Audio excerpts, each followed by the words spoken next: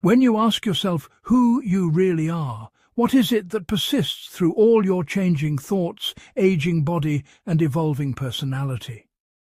This question has haunted humanity for millennia.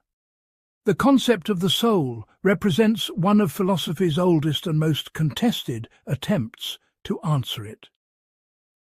The soul is not merely a religious idea, though religion has certainly shaped its meaning. It is a philosophical puzzle that cuts to the heart of what it means to be human. Throughout history, thinkers have asked, are we purely physical beings, or is there something immaterial that makes us who we are? If you lose your memories, are you still you? What makes you the same person you were 10 years ago, or will be 10 years from now? These are not abstract games for intellectuals. How we answer the question of the soul determines how we think about death, personal responsibility, artificial intelligence, the treatment of those in comas, and even whether punishment or rehabilitation makes sense for criminals. If there is no soul, are we just complex biological machines? If there is a soul, what is it made of, and how does it interact with our physical brain? This investigation will not give you easy answers, because none exist. Instead, we will explore the full landscape of this profound question, examining the most rigorous arguments from both ancient and contemporary philosophy, the empirical challenges from neuroscience, and the practical implications that affect how we live our lives. Part 1. What the soul is supposed to be. Before we can evaluate whether souls exist, we must understand what philosophers actually mean when they use this word. The soul is not one concept, but many competing concepts that have evolved across cultures and centuries. At its most fundamental level, the soul is proposed as the principle of life and identity. It is meant to explain two seemingly simple but profoundly difficult questions. What makes living things alive, and what makes you, specifically, you? Let us start with the first question, the soul as the principle of life. When you look at a living dog and a dead dog, something has changed beyond the mere physical arrangement of matter. Ancient thinkers observed this and concluded there must be some animating principle, something that makes the difference between a corpse and a living being. The Greek word for soul, psyche, literally meant breath or life force. The Latin word anima carries the same connotation, related to animation and breath. This might seem primitive to modern ears, but the underlying question remains challenging. What is the difference between living and non-living matter? We now know about cellular respiration, metabolism, and homeostasis, but these are descriptions of what life does, not explanations of what life fundamentally is. The soul concept was an early attempt to identify that special something that separates the animate from the inanimate. But the soul was never just about basic biological life. If it were, we would have to say that bacteria have souls, and most philosophical traditions have reserved the soul for something more significant. The soul became tied to a second, deeper question: personal identity.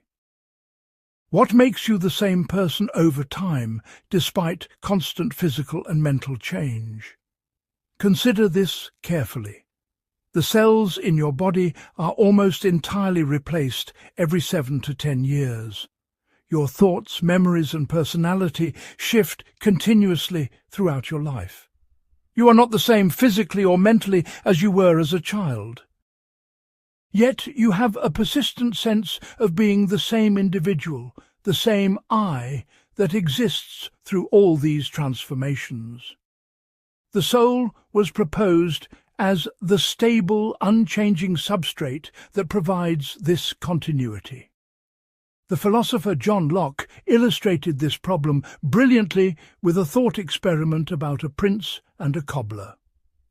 Imagine a prince and a cobbler switch souls, so the prince's soul now inhabits the cobbler's body, and vice versa. Who is who?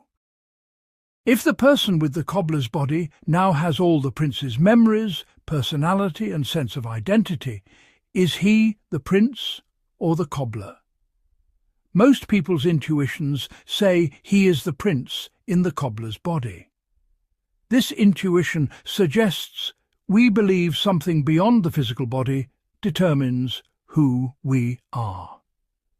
Now let us examine the third traditional function of the soul: consciousness and subjective experience. When you taste chocolate or feel sadness or see the colour red, you have a private subjective experience. Philosophers call this phenomenal consciousness, the what it is like quality of experience. The soul has been proposed as the seat of this inner experiential life. It is not just that you process information like a computer might, but that there is something it feels like to be you from the inside. This subjective dimension creates what philosopher David Chalmers called the hard problem of consciousness. We can explain in physical terms how the brain processes sensory information, forms memories, and controls behavior. These are the easy problems, relatively speaking. But no amount of information about neurons firing seems to explain why there should be any subjective experience at all. Why does the brain produce the inner movie of consciousness rather than simply processing information in the dark? The soul concept attempted to bridge this explanatory gap. The fourth traditional aspect of the soul concerns moral agency and rationality.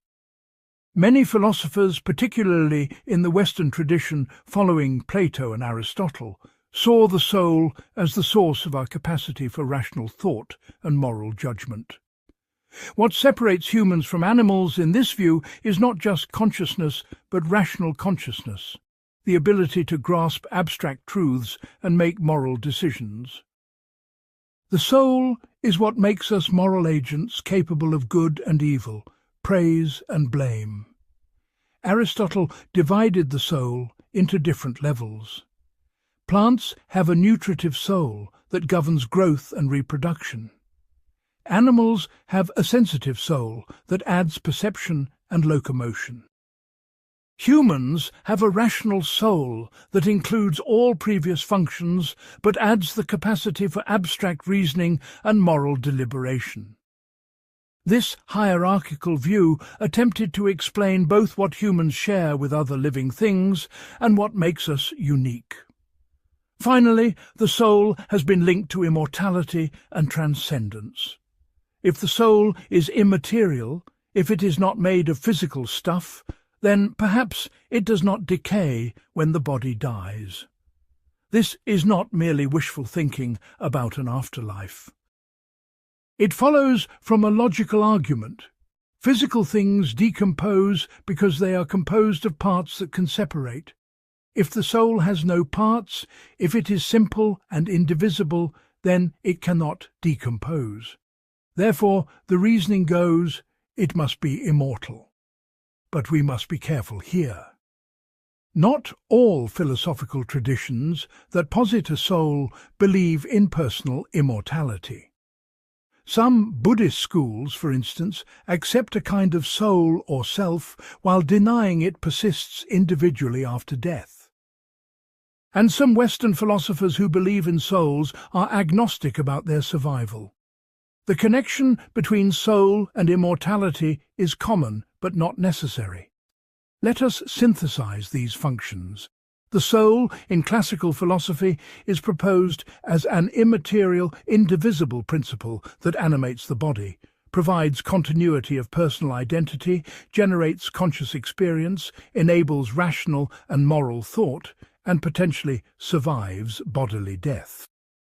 It is meant to be the real you, the essential core that makes you a unique individual rather than just a collection of atoms or a series of mental states.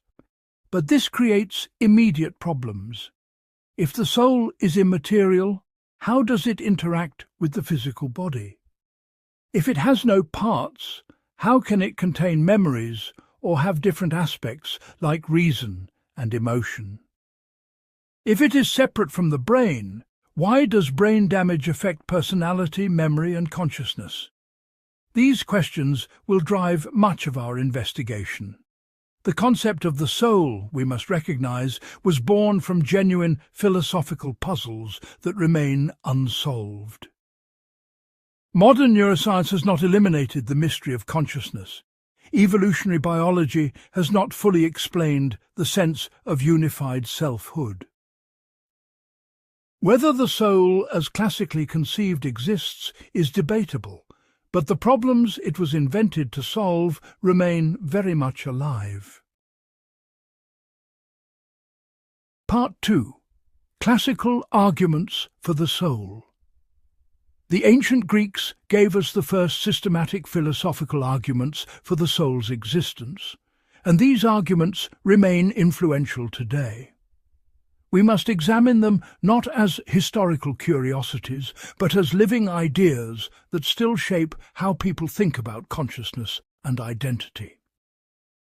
Plato provided what may be the most famous argument for the soul in his dialogue Phaedo, where Socrates awaits execution and discusses immortality with his students. Plato was not merely asserting that souls exist. He was constructing rational arguments meant to withstand scrutiny. Plato's first major argument is called the argument from opposites. He observed that things in nature come from their opposites. The tall comes from the short, the hot from the cold, sleeping from waking. Life and death, he reasoned, must follow this same pattern. If death comes from life, then life must come from death. Therefore, the soul must survive death to be reborn, cycling between the living and dead states.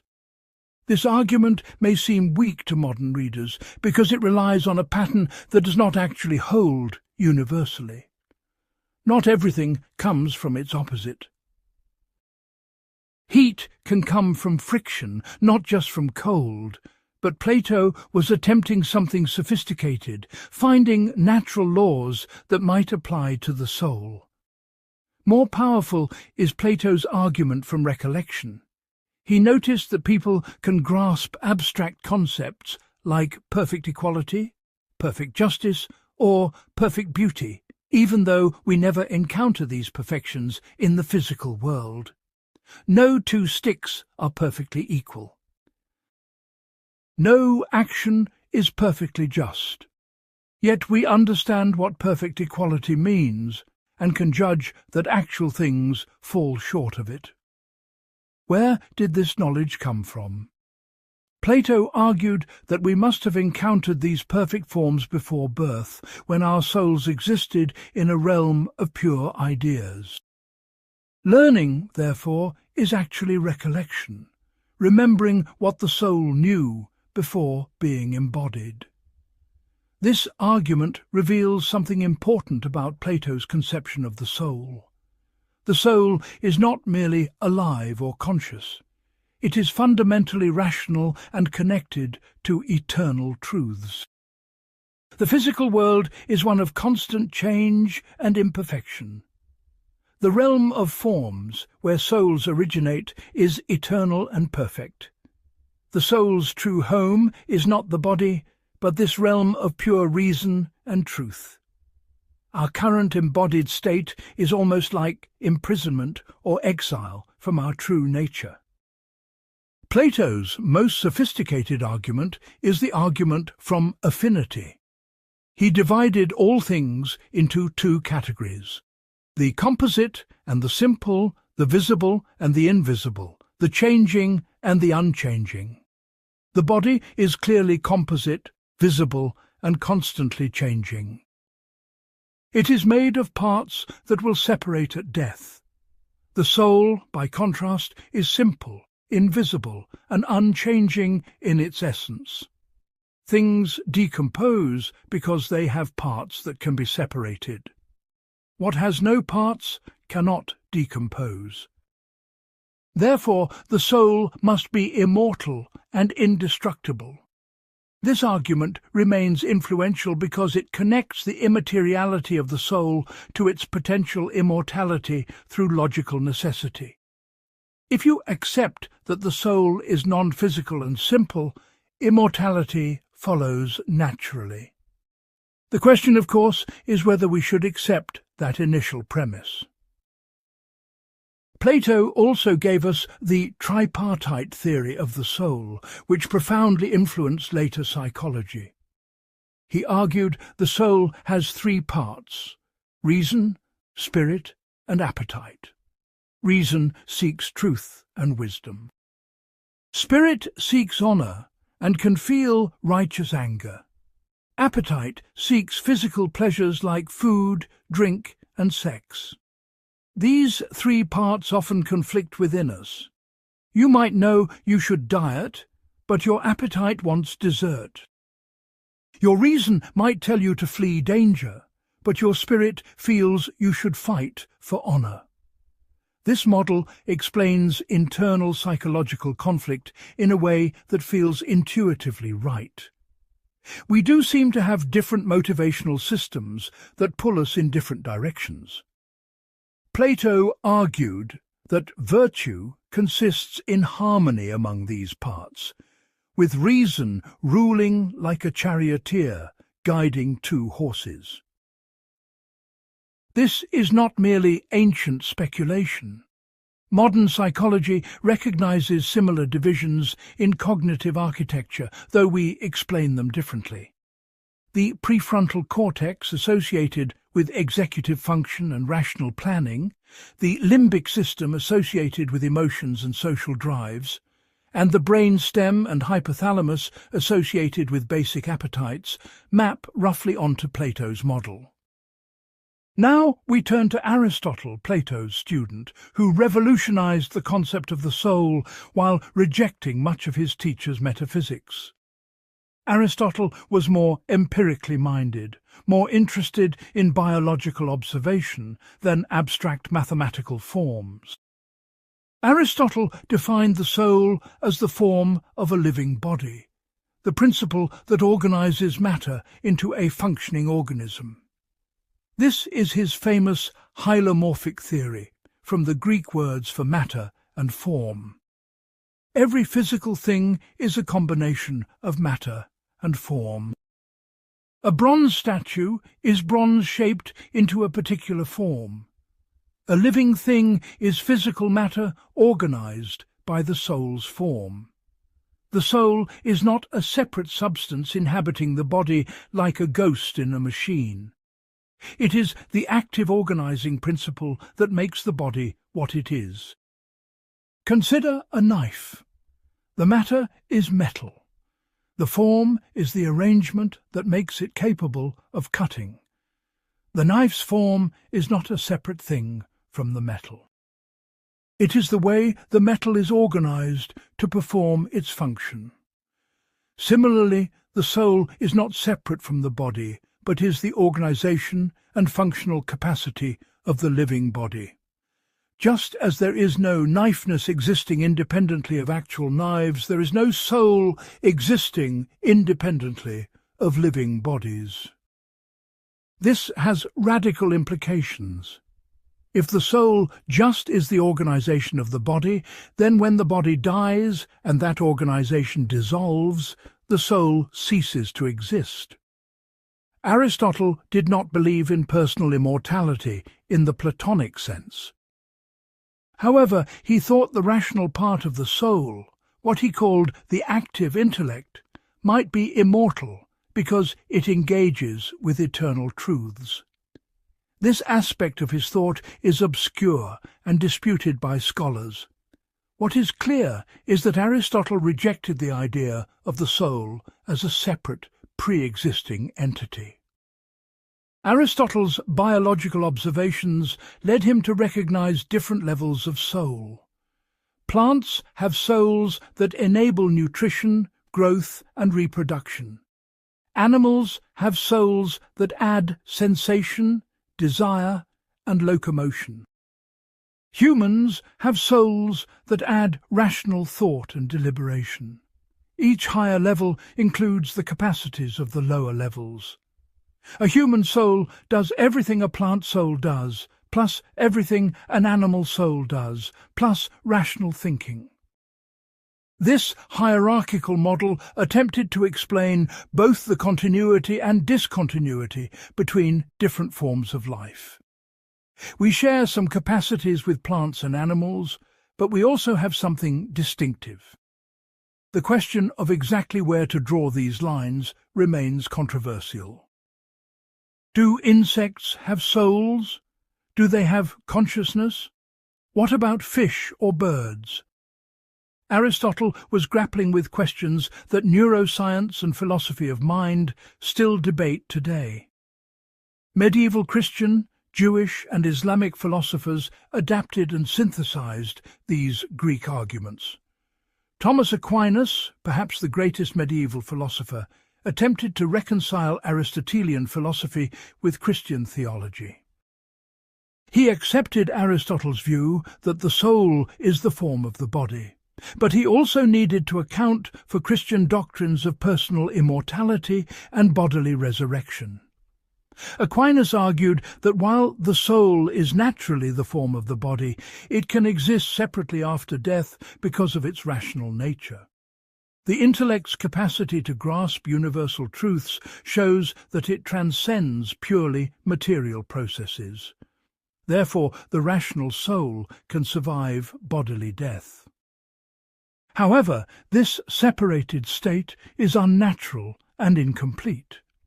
The soul naturally desires to be reunited with a body, which explains the Christian doctrine of bodily resurrection at the end of time. Full human existence requires both body and soul together. This synthesis attempted to preserve both philosophical rigor and religious doctrine. The soul is not a Platonic prisoner of the body, but the body's natural form, yet it has capacities that allow it to transcend physical death. Whether this synthesis succeeds is debatable. Critics argue that if the soul truly is the form of the body, it cannot exist without the body any more than the shape of a statue can exist without the bronze. Defenders argue that rational capacities are different in kind from biological functions and therefore can survive independently. Islamic philosophers like Avicenna provided another crucial argument, the flying man thought experiment. Imagine you are created suddenly in mid-air, unable to see or feel anything, with no sensory input whatsoever. You have no experience of your body or the external world. Would you still be aware of your own existence? Avicenna argued yes. You would still have self-awareness, a sense of I exist, even without any bodily sensations. This shows that self-awareness does not depend on the body. Therefore, the self or soul must be something distinct from the physical body. This argument anticipates Descartes' famous cogito by 6 centuries. It appeals to the apparent immediacy and certainty of self-awareness. Even in the absence of all physical sensations, consciousness of one's own existence persists. Critics respond that this thought experiment may be incoherent. Can we really imagine consciousness without any physical substrate? Is self-awareness actually independent of embodied experience, or does it only seem that way from the first-person perspective? All these classical arguments share common strategies. They try to identify features of mental life that seem to transcend physical explanation. Our grasp of abstract truths, the unity of consciousness, self-awareness, moral reasoning, and the persistence of identity through change. They argue from these mental phenomena to the existence of an immaterial soul. Whether these inferences are valid depends on whether mental phenomena genuinely cannot be explained in physical terms, a question that remains fiercely contested. Part 3. The Cartesian Revolution and Dualism. René Descartes transformed the soul debate in the 17th century by grounding it in radical skepticism and mathematical certainty. His approach was revolutionary because he tried to build philosophy from the ground up, doubting everything that could be doubted until he reached something indubitable. Descartes began with methodological doubt. He realized that his senses sometimes deceived him. He had experienced dreams that seemed real while dreaming. He could not entirely rule out the possibility that an evil demon was deceiving him about everything. What could he know with absolute certainty? His answer is perhaps philosophy's most famous line: "I think, therefore I am." Even if everything else is illusion, the very act of doubting proves that he exists as a thinking thing. To doubt, you must exist. But what is this I that exists? Descartes concluded he is essentially a thinking thing, a mind or soul, and that this is more certain than the existence of his body. He could doubt whether he had a body, but he could not doubt that he was thinking. Therefore, the mind must be distinct from the body. The essence of mind is thought, consciousness, awareness. The essence of body is extension, taking up space in 3 dimensions. This is substance dualism, the view that reality consists of 2 fundamentally different kinds of substance, mental and physical. The mind or soul is an immaterial thinking substance. The body is a material extended substance. These are not just different properties of one thing, but entirely different types of things. The mind has no size, shape, or location in physical space. The body has no thoughts, feelings, or consciousness. Descartes provided several arguments for this radical separation. First is the argument from doubt we just discussed. I can doubt I have a body, but not that I have a mind. Therefore, mind and body must be different. Second is the argument from clear and distinct ideas. We can clearly and distinctly conceive of mind without body and body without mind. Whatever we can clearly conceive as separate must actually be separable. Therefore, mind and body are truly distinct substances. Third is the argument from divisibility. The body is divisible into parts. You can lose a limb and still exist. The mind, by contrast, seems indivisible. You cannot split consciousness in half or remove part of your mind the way you remove part of your body. Since mind and body have contradictory properties, one divisible and one not, they cannot be the same thing. Fourth is the argument from the nature of thought itself.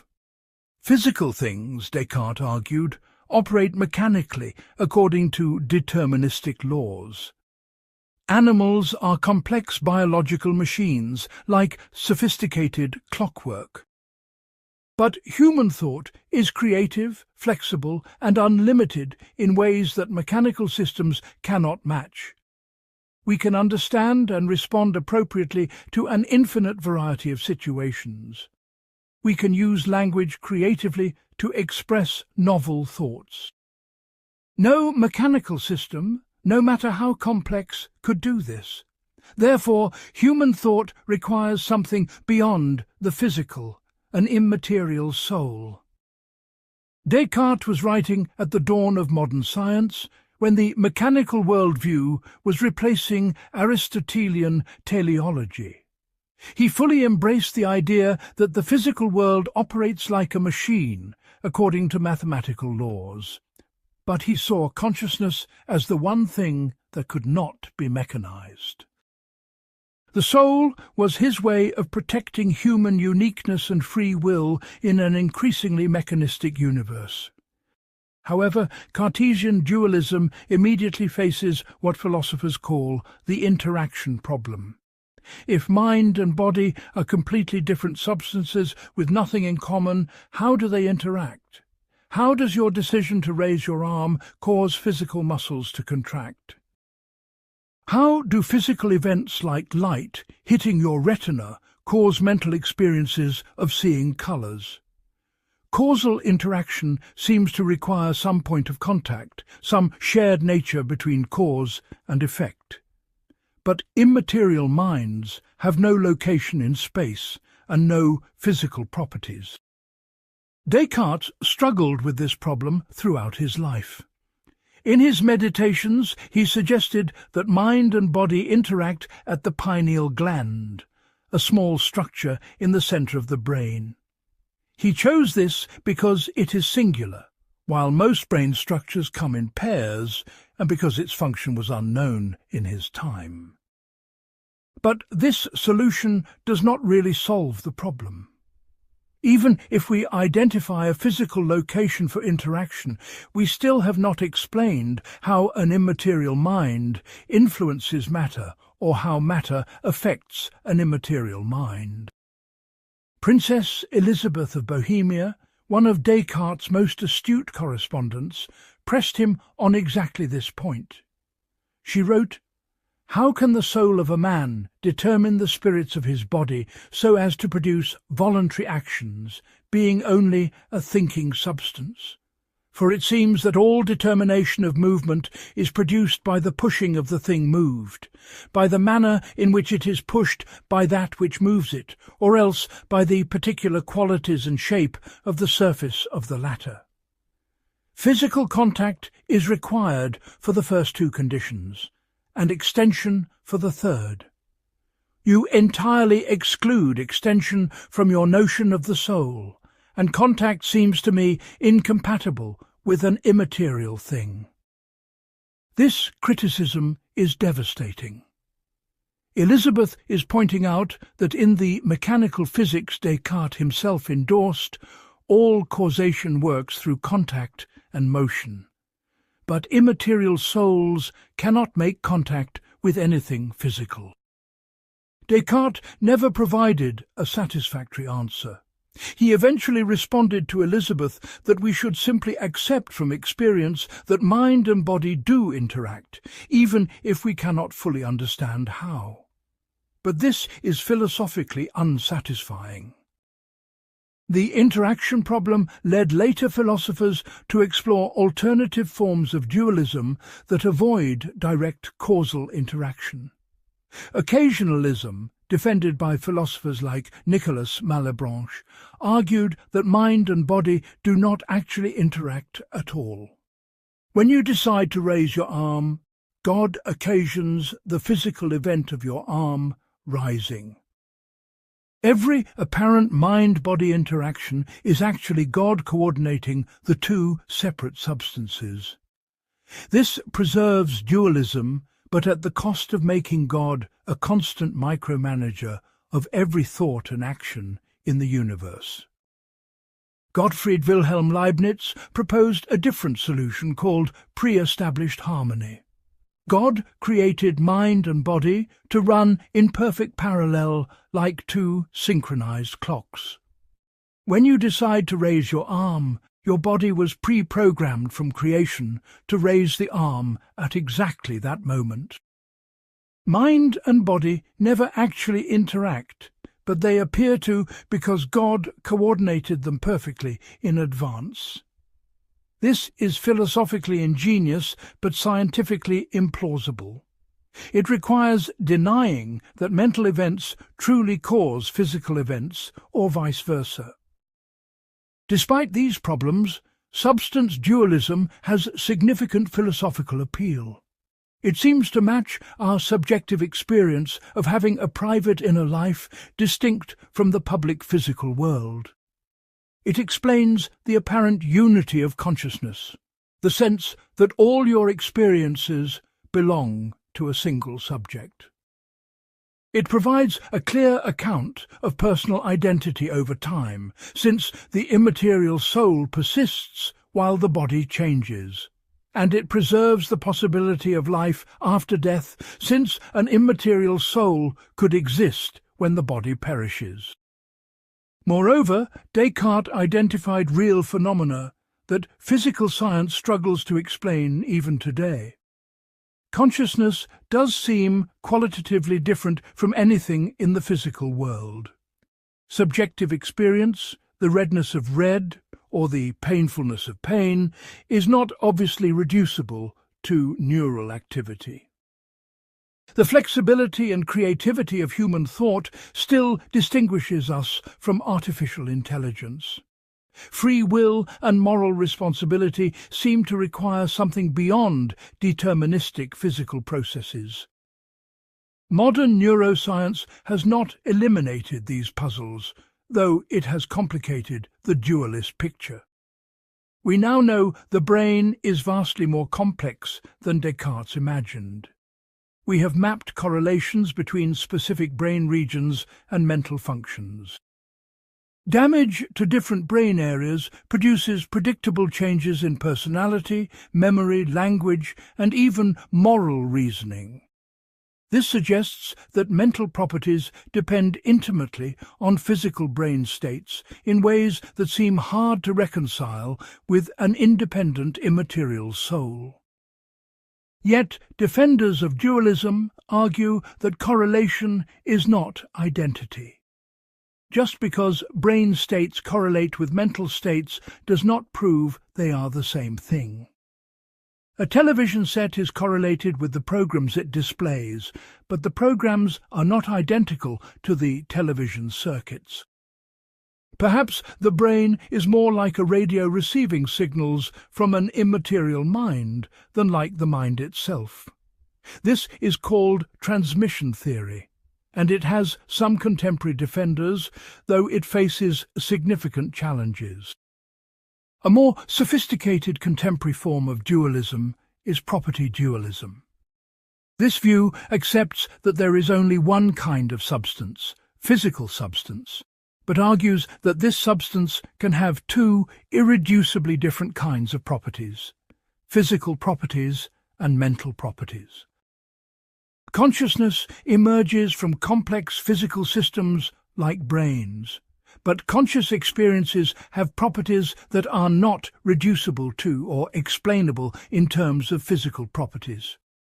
The redness of red is a real property of your experience, but it is not identical to any physical property of neurons or wavelengths of light. Property dualism tries to capture what seems right about Cartesian intuitions while avoiding the interaction problem. There is only one world, the physical world, so there is no mystery about how mind and body interact. They are aspects of the same thing.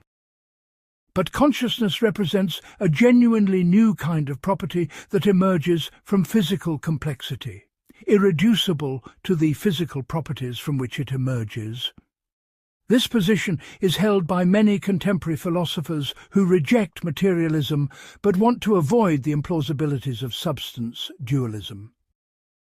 The Cartesian legacy endures not because his specific form of dualism is widely accepted, but because he identified the central problem clearly. Consciousness seems fundamentally different from physical processes. How we explain this difference or explain it away remains philosophy's deepest challenge. Part 4. Materialist challenges and arguments against the soul. Not everyone was convinced by arguments for an immaterial soul, even in ancient times. Materialist philosophers argued that everything, including mind and consciousness, is ultimately physical. Understanding materialism is essential because it represents the dominant view in contemporary science and philosophy. The earliest materialists were Greek atomists like Democritus and Leucippus in the 5th century before the Common Era. They proposed that reality consists of atoms, indivisible particles moving through void space. Everything that exists is made of atoms. Atoms combine in different arrangements to create different things: rocks, trees, animals, humans. The soul is not a separate immaterial substance, but rather a special arrangement of particularly fine, smooth, fast-moving atoms distributed throughout the body. This was a radical proposal for its time. Democritus argued that thought and sensation are physical processes. When atoms from external objects enter our sensory organs, they interact with soul atoms to produce perception.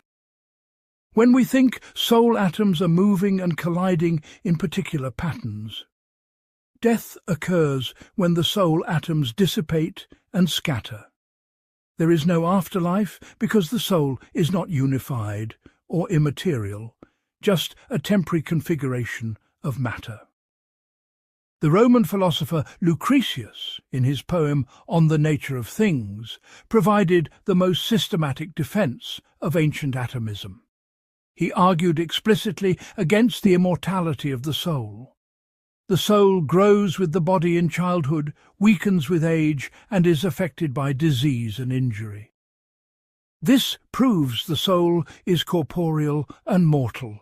If the soul were immaterial and immortal, these physical factors should not affect it. Lucretius also pointed out logical problems with pre-existence and reincarnation.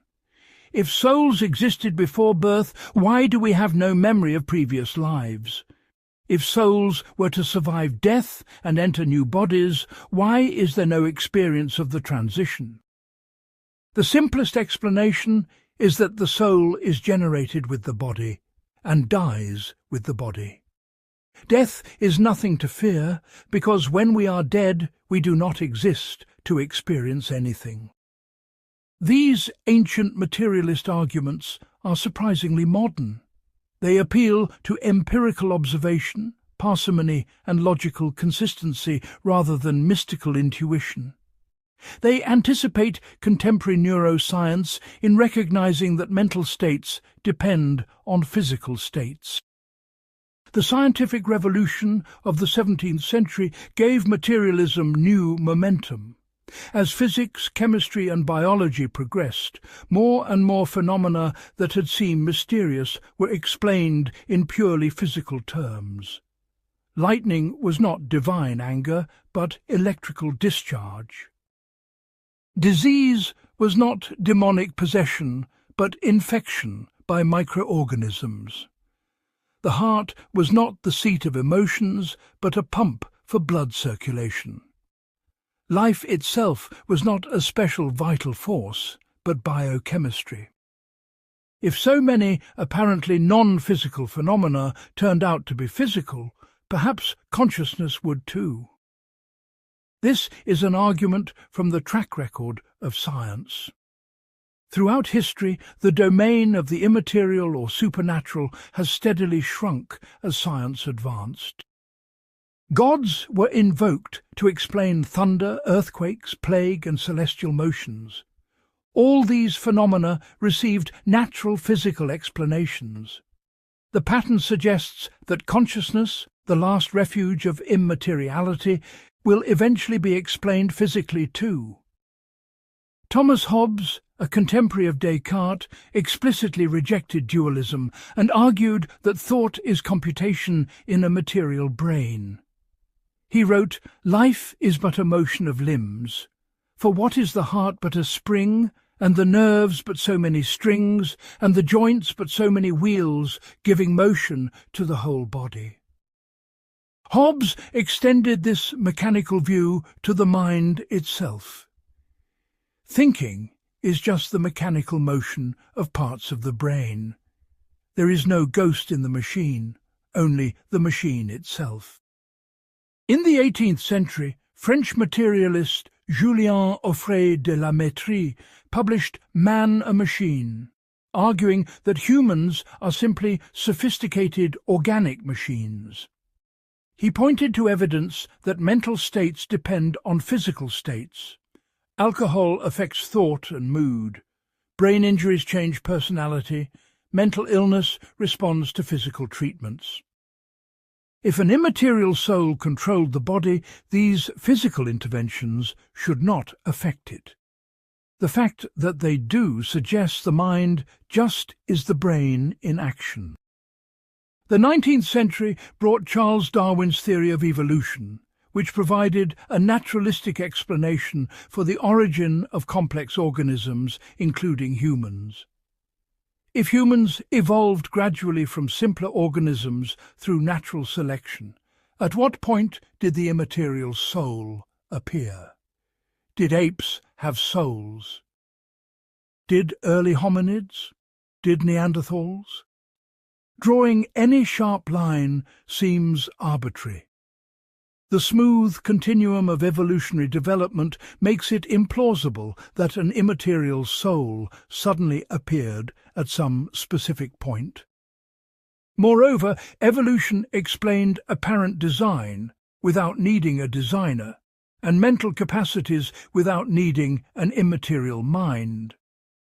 Complex behaviors in animals could be understood as adaptations shaped by natural selection. There was no need to invoke souls to explain why birds build nests or beavers build dams. If animal behavior is explicable in purely physical terms, why not human behavior too? We are, after all, animals ourselves, evolved from the same ancestors. 20th century neuroscience intensified the challenge to dualism. We discovered that specific brain regions perform specific mental functions. Damage to Broca's area impairs speech production. Damage to the hippocampus prevents formation of new memories. Damage to the frontal lobes changes personality and moral judgment. A patient named Phineas Gage, who survived an iron rod being driven through his frontal lobe, became a different person, more impulsive, less conscientious, unable to plan. If the immaterial soul is the seat of personality and rational thought, why does damaging the physical brain change these things? The dualist might respond that the brain is the instrument through which the soul operates, and damaging the instrument impairs its function. But this analogy breaks down under scrutiny. When you damage a piano, it produces distorted music, but the musician's knowledge and skill remain intact. With brain damage, it is not just that the person's expression is impaired, but that their knowledge, skill, and even their character actually change. This suggests these mental properties are properties of the brain itself, not of a separate soul using the brain. Split brain studies provide even more dramatic evidence. In severe epilepsy, surgeons sometimes cut the corpus callosum, the bundle of nerves connecting the left and right brain hemispheres. This stops seizures from spreading, but produces bizarre effects. The two hemispheres can no longer communicate and begin to function independently. A split-brain patient shown an image to only the right visual field, processed by the left hemisphere where language is typically located, can describe what they see. But shown an image to only the left visual field, processed by the right hemisphere, they cannot verbally describe it, though the right hemisphere clearly perceives it and can direct the left hand to point to matching objects. What does this mean for the soul? Do split-brain patients have two souls, one for each hemisphere? That seems absurd. do they have one soul that is somehow split. But how can an immaterial, indivisible soul be split by cutting physical connections between brain hemispheres? The simpler explanation is that the unified sense of self is produced by integrated brain activity, and disrupting that integration fragments consciousness itself. Modern neuroscience can induce specific mental states by stimulating specific brain regions. Stimulating the temporal lobe can produce religious experiences or out-of-body sensations. Stimulating motor cortex makes you move without any conscious intention. Transcranial magnetic stimulation can temporarily disrupt moral judgment or enhance mathematical ability. If the soul is the source of religious experience, intentional action, and moral reasoning, why can these be manipulated by magnetic fields affecting the brain? Psychopharmacology provides similar evidence. Drugs that alter brain chemistry alter consciousness, mood, personality, and cognition. Anesthesia can completely shut down consciousness. Antidepressants can change how you experience emotions and evaluate your life. Psychedelics can produce profound mystical experiences or terrifying hallucinations. All this suggests that consciousness depends entirely on brain chemistry, not on an independent immaterial soul. The materialist argument from neural dependence can be formulated precisely. For every mental state, M, there is a corresponding brain state B. Whenever B occurs, M occurs. Whenever M occurs, B occurs. Changes to B produce predictable changes to M. No instance of M has ever been observed without B. The most parsimonious explanation is that M just is B, or at minimum that M depends entirely on and is produced by B. This leaves no work for an immaterial soul to do. Materialists also invoke Occam's razor, the principle that we should not multiply entities beyond necessity. If we can explain all mental phenomena in terms of brain processes, why postulate an additional immaterial substance?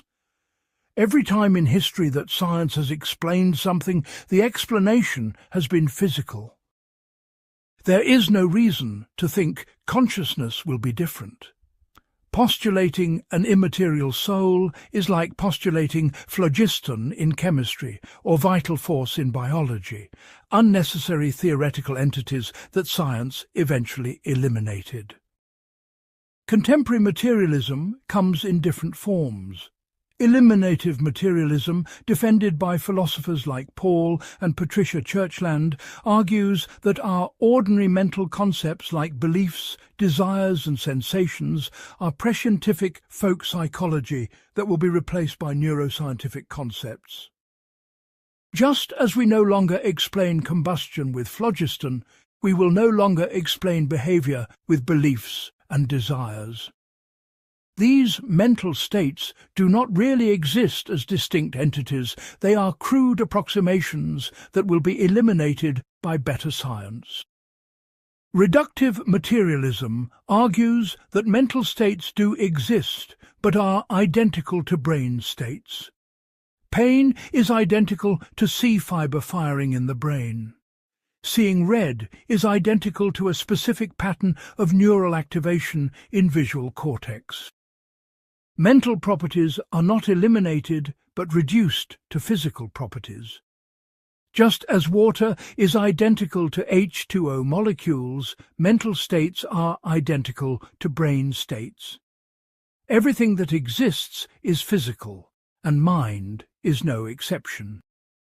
Functionalism, developed by philosophers like Hilary Putnam and Jerry Fodor, offers a more subtle materialist view. Mental states are not identical to specific brain states, but are defined by their functional role, their causal relations to inputs, outputs, and other mental states.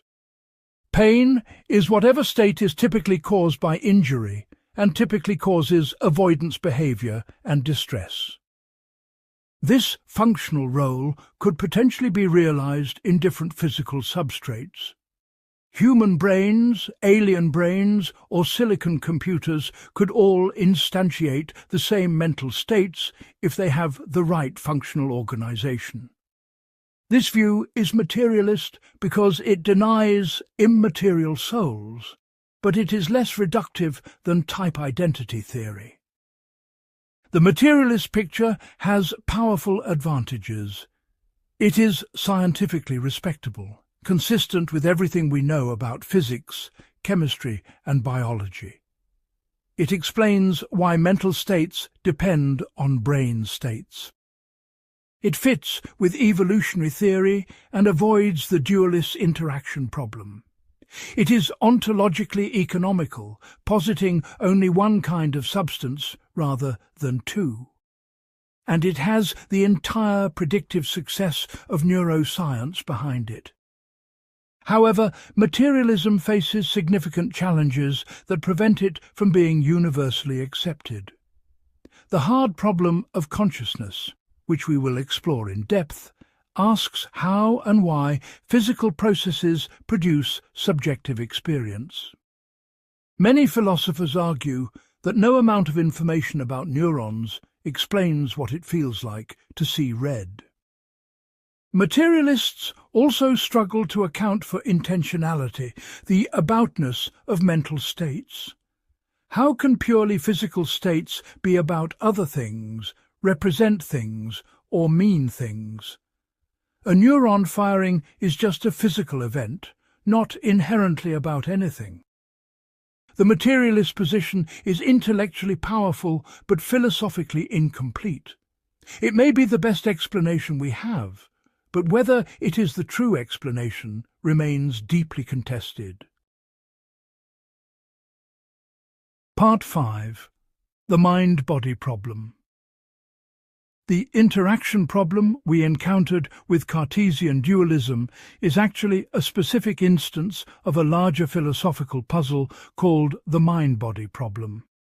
This problem asks, what is the relationship between mental and physical phenomena, and how can they affect each other?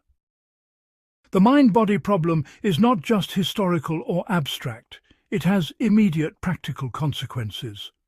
When you decide to raise your arm and your arm rises, what exactly has happened? Did an immaterial mental event cause a physical event? If so, does this violate the physical principle that the physical world is causally closed, that every physical event has a sufficient physical cause? If not, was your decision to raise your arm actually causally ineffective, with the real cause being some prior brain state? This problem becomes even more pressing when we consider the conservation of energy. Physics tells us that energy is conserved in closed physical systems. Energy is neither created nor destroyed, only transformed. But if an immaterial mind causes physical events, it seems to be injecting new energy into the physical system from nowhere. When your decision moves your arm, work is being done, energy is being expended. Where does this energy come from if the mind is immaterial? Descartes was aware of this problem, but lived before the law of conservation of energy was formulated. By the 19th century, as physics became more rigorous, the energy problem became fatal for interactionist dualism. If mental causation adds energy to physical systems, the law of conservation is violated. If mental causation does not add energy, then it is hard to see how it could actually cause anything physical. This is called the causal closure argument. The physical world is causally closed. Every physical event has a sufficient physical cause, therefore mental events either do not exist or are themselves physical. Let us examine the major proposed solutions to the mind-body problem. We have already discussed substance dualism, which simply accepts that mind and body are different substances that somehow interact. We have seen why this faces severe difficulties. Epiphenomenalism is the view that mental events are caused by physical events but do not cause anything themselves. Consciousness is like the whistle on a steam train, produced by the engine but playing no role in making the train move. Your brain states cause both your behavior and your conscious experiences. The experiences seem to cause your behavior, but this is an illusion. The real cause is always the underlying brain activity. This view solves the interaction problem by denying mental to physical causation altogether. Only physical events cause other physical events. Mental events are side effects, causally inert byproducts of brain processes. This preserves the causal closure of physics, but at a serious cost. It makes consciousness completely irrelevant. Your conscious decision to raise your arm does not actually cause your arm to rise. The brain state that causes your arm to rise also causes the conscious experience of deciding, but the experience itself does nothing. Most philosophers find epiphenomenalism deeply counterintuitive. It violates our most basic sense that our conscious thoughts and decisions matter, that they affect what we do. If consciousness is causally impotent, why did it evolve? Evolution by natural selection can only favor traits that affect survival and reproduction, which requires causal efficacy. If consciousness does nothing, natural selection cannot explain its existence.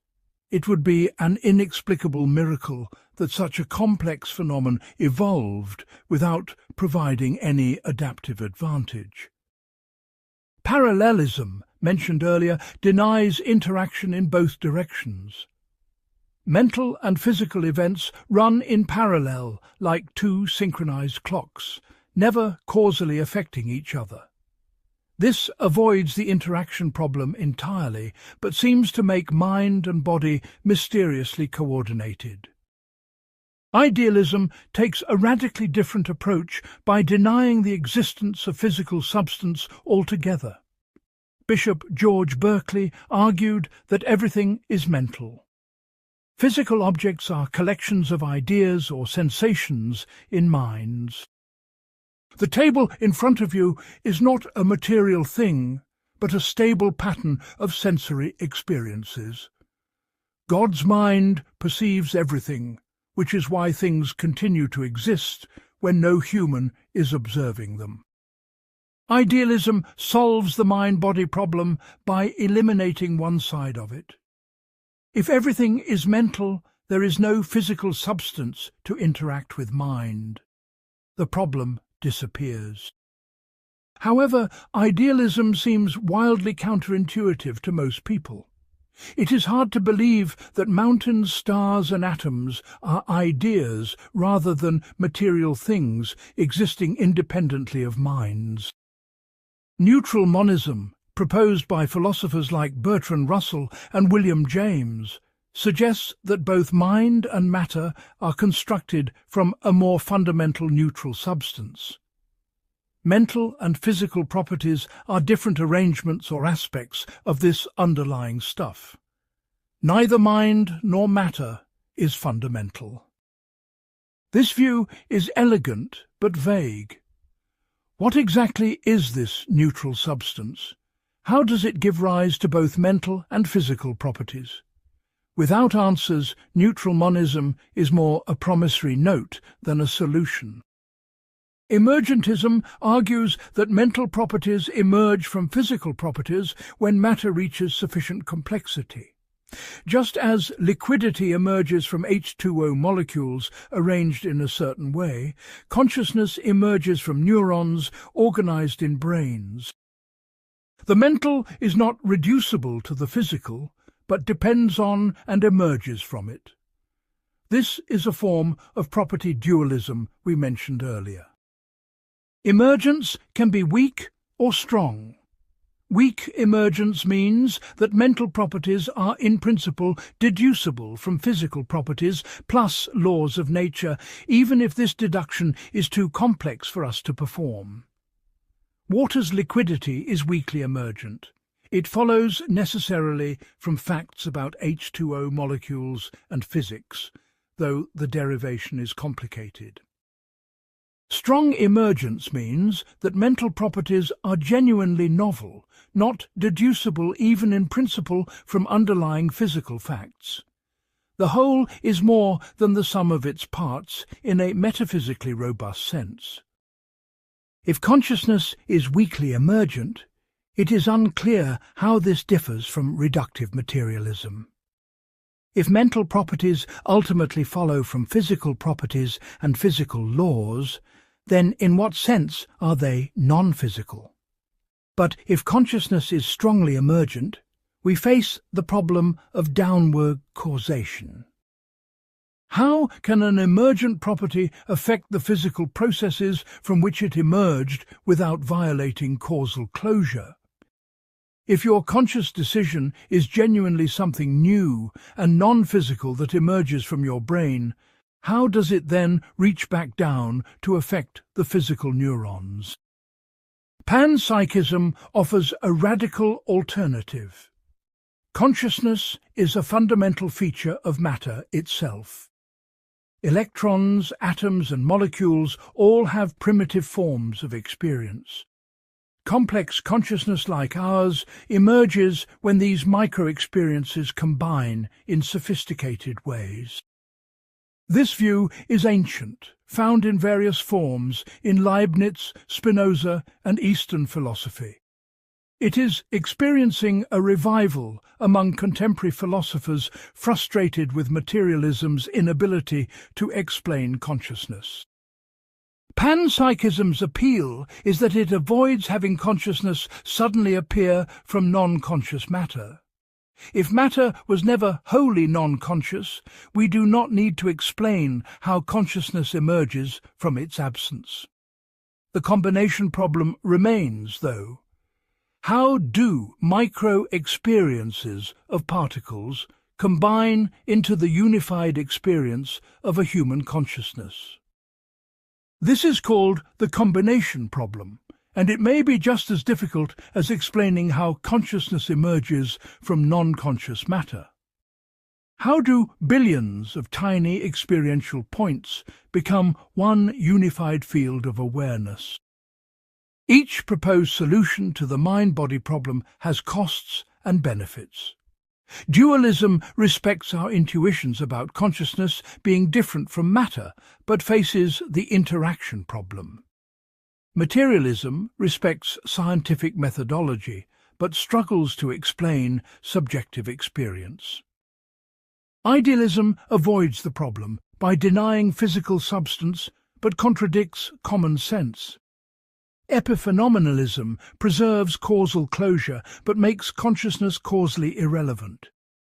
Emergentism tries to have it both ways, but faces the downward causation problem.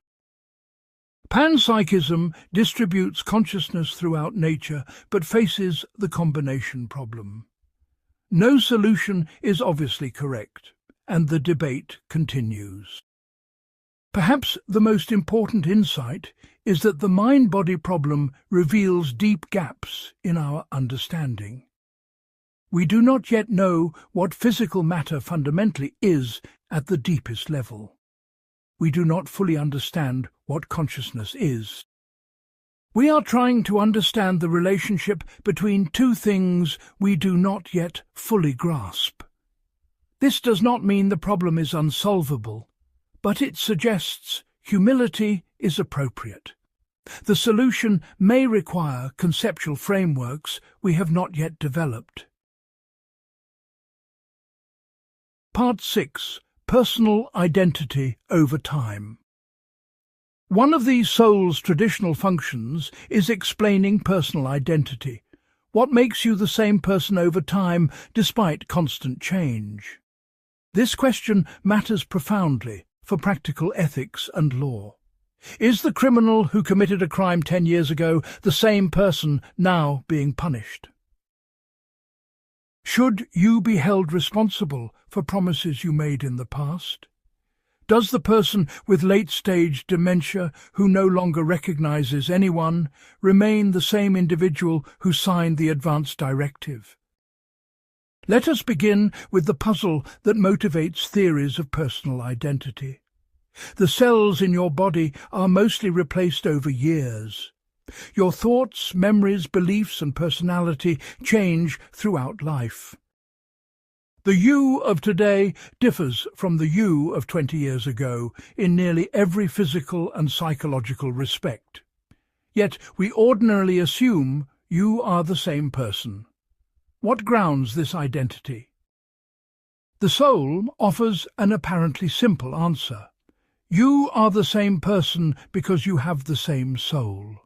Your soul is the unchanging substrate that persists through all physical and mental changes. It is like a thread connecting all the different temporal stages of your life into one continuous person. This is the simple view of personal identity, and it has immediate appeal. It explains our strong intuition that we persist through time. It provides a clear criterion for deciding identity questions. But the soul theory faces serious problems. First, it is empty unless we have independent criteria for soul identity.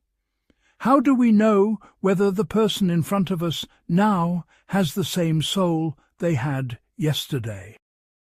We cannot observe souls directly. All we have access to is physical appearance, memories, personality and behavior. If we use these to infer soul identity, then the soul is not doing the explanatory work these observable features are. Second, the soul theory seems to allow logically possible but practically useless scenarios. Imagine two people swap souls while sleeping. They wake up with switched bodies, but all the same memories and personalities. The soul theory says the souls switched, so personal identity switched. But how could we ever know this happened? And does it even make sense to say it happened if nothing observable changed? Third, the soul theory makes personal identity too metaphysically deep. It suggests that what makes you you is some hidden spiritual essence that even you cannot access. But surely you have special authority over your own identity. You know you are you better than anyone else knows it. If identity depends on an inaccessible soul, this privileged self-knowledge seems threatened. These problems motivated John Locke to propose a revolutionary alternative in the 17th century, psychological continuity theory. Locke argued that personal identity consists in continuity of consciousness, especially memory. You are the same person who did something in the past, if you remember doing it from the inside. Identity follows psychological connections, not sameness of soul or body. This is why, in Locke's prince and cobbler thought experiment, the person with the prince's memories in the cobbler's body is the prince, not the cobbler. Locke's theory has powerful intuitive support. Memory seems crucial to identity in a way that soul or body does not. If you woke up with completely different memories, believing yourself to be someone else, living a different life, it seems you would be that other person. Conversely, if your brain were transplanted into a new body, most people think you would go where your brain goes because your memories and personality would go there. This suggests psychological continuity, not physical or spiritual substance. Grounds identity. However, Locke's theory faces immediate objections. Thomas Reid pointed out the problem of transitivity.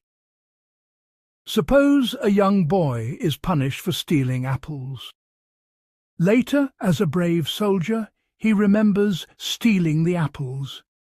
Still later, as a general, he remembers his brave action as a soldier, but has forgotten stealing the apples. According to Locke, the general is identical to the soldier because he remembers being him. The soldier is identical to the boy because he remembers being him. By transitivity, the general should be identical to the boy, but the general does not remember being the boy, so by Locke's criterion, they are not identical. This violates the logical requirement that identity is transitive. If A equals B and B equals C, then A must equal C. The memory theory also faces the problem of circularity. What makes a memory yours? Philosopher Joseph Butler argued that remembering an experience presupposes you are the same person who had that experience. You cannot use memory to define personal identity because memory already assumes personal identity. When you remember doing something, you remember you doing it. The sense of "I did that" is built into memory, not derived from it. Modern philosophers refined psychological continuity theory to address these problems.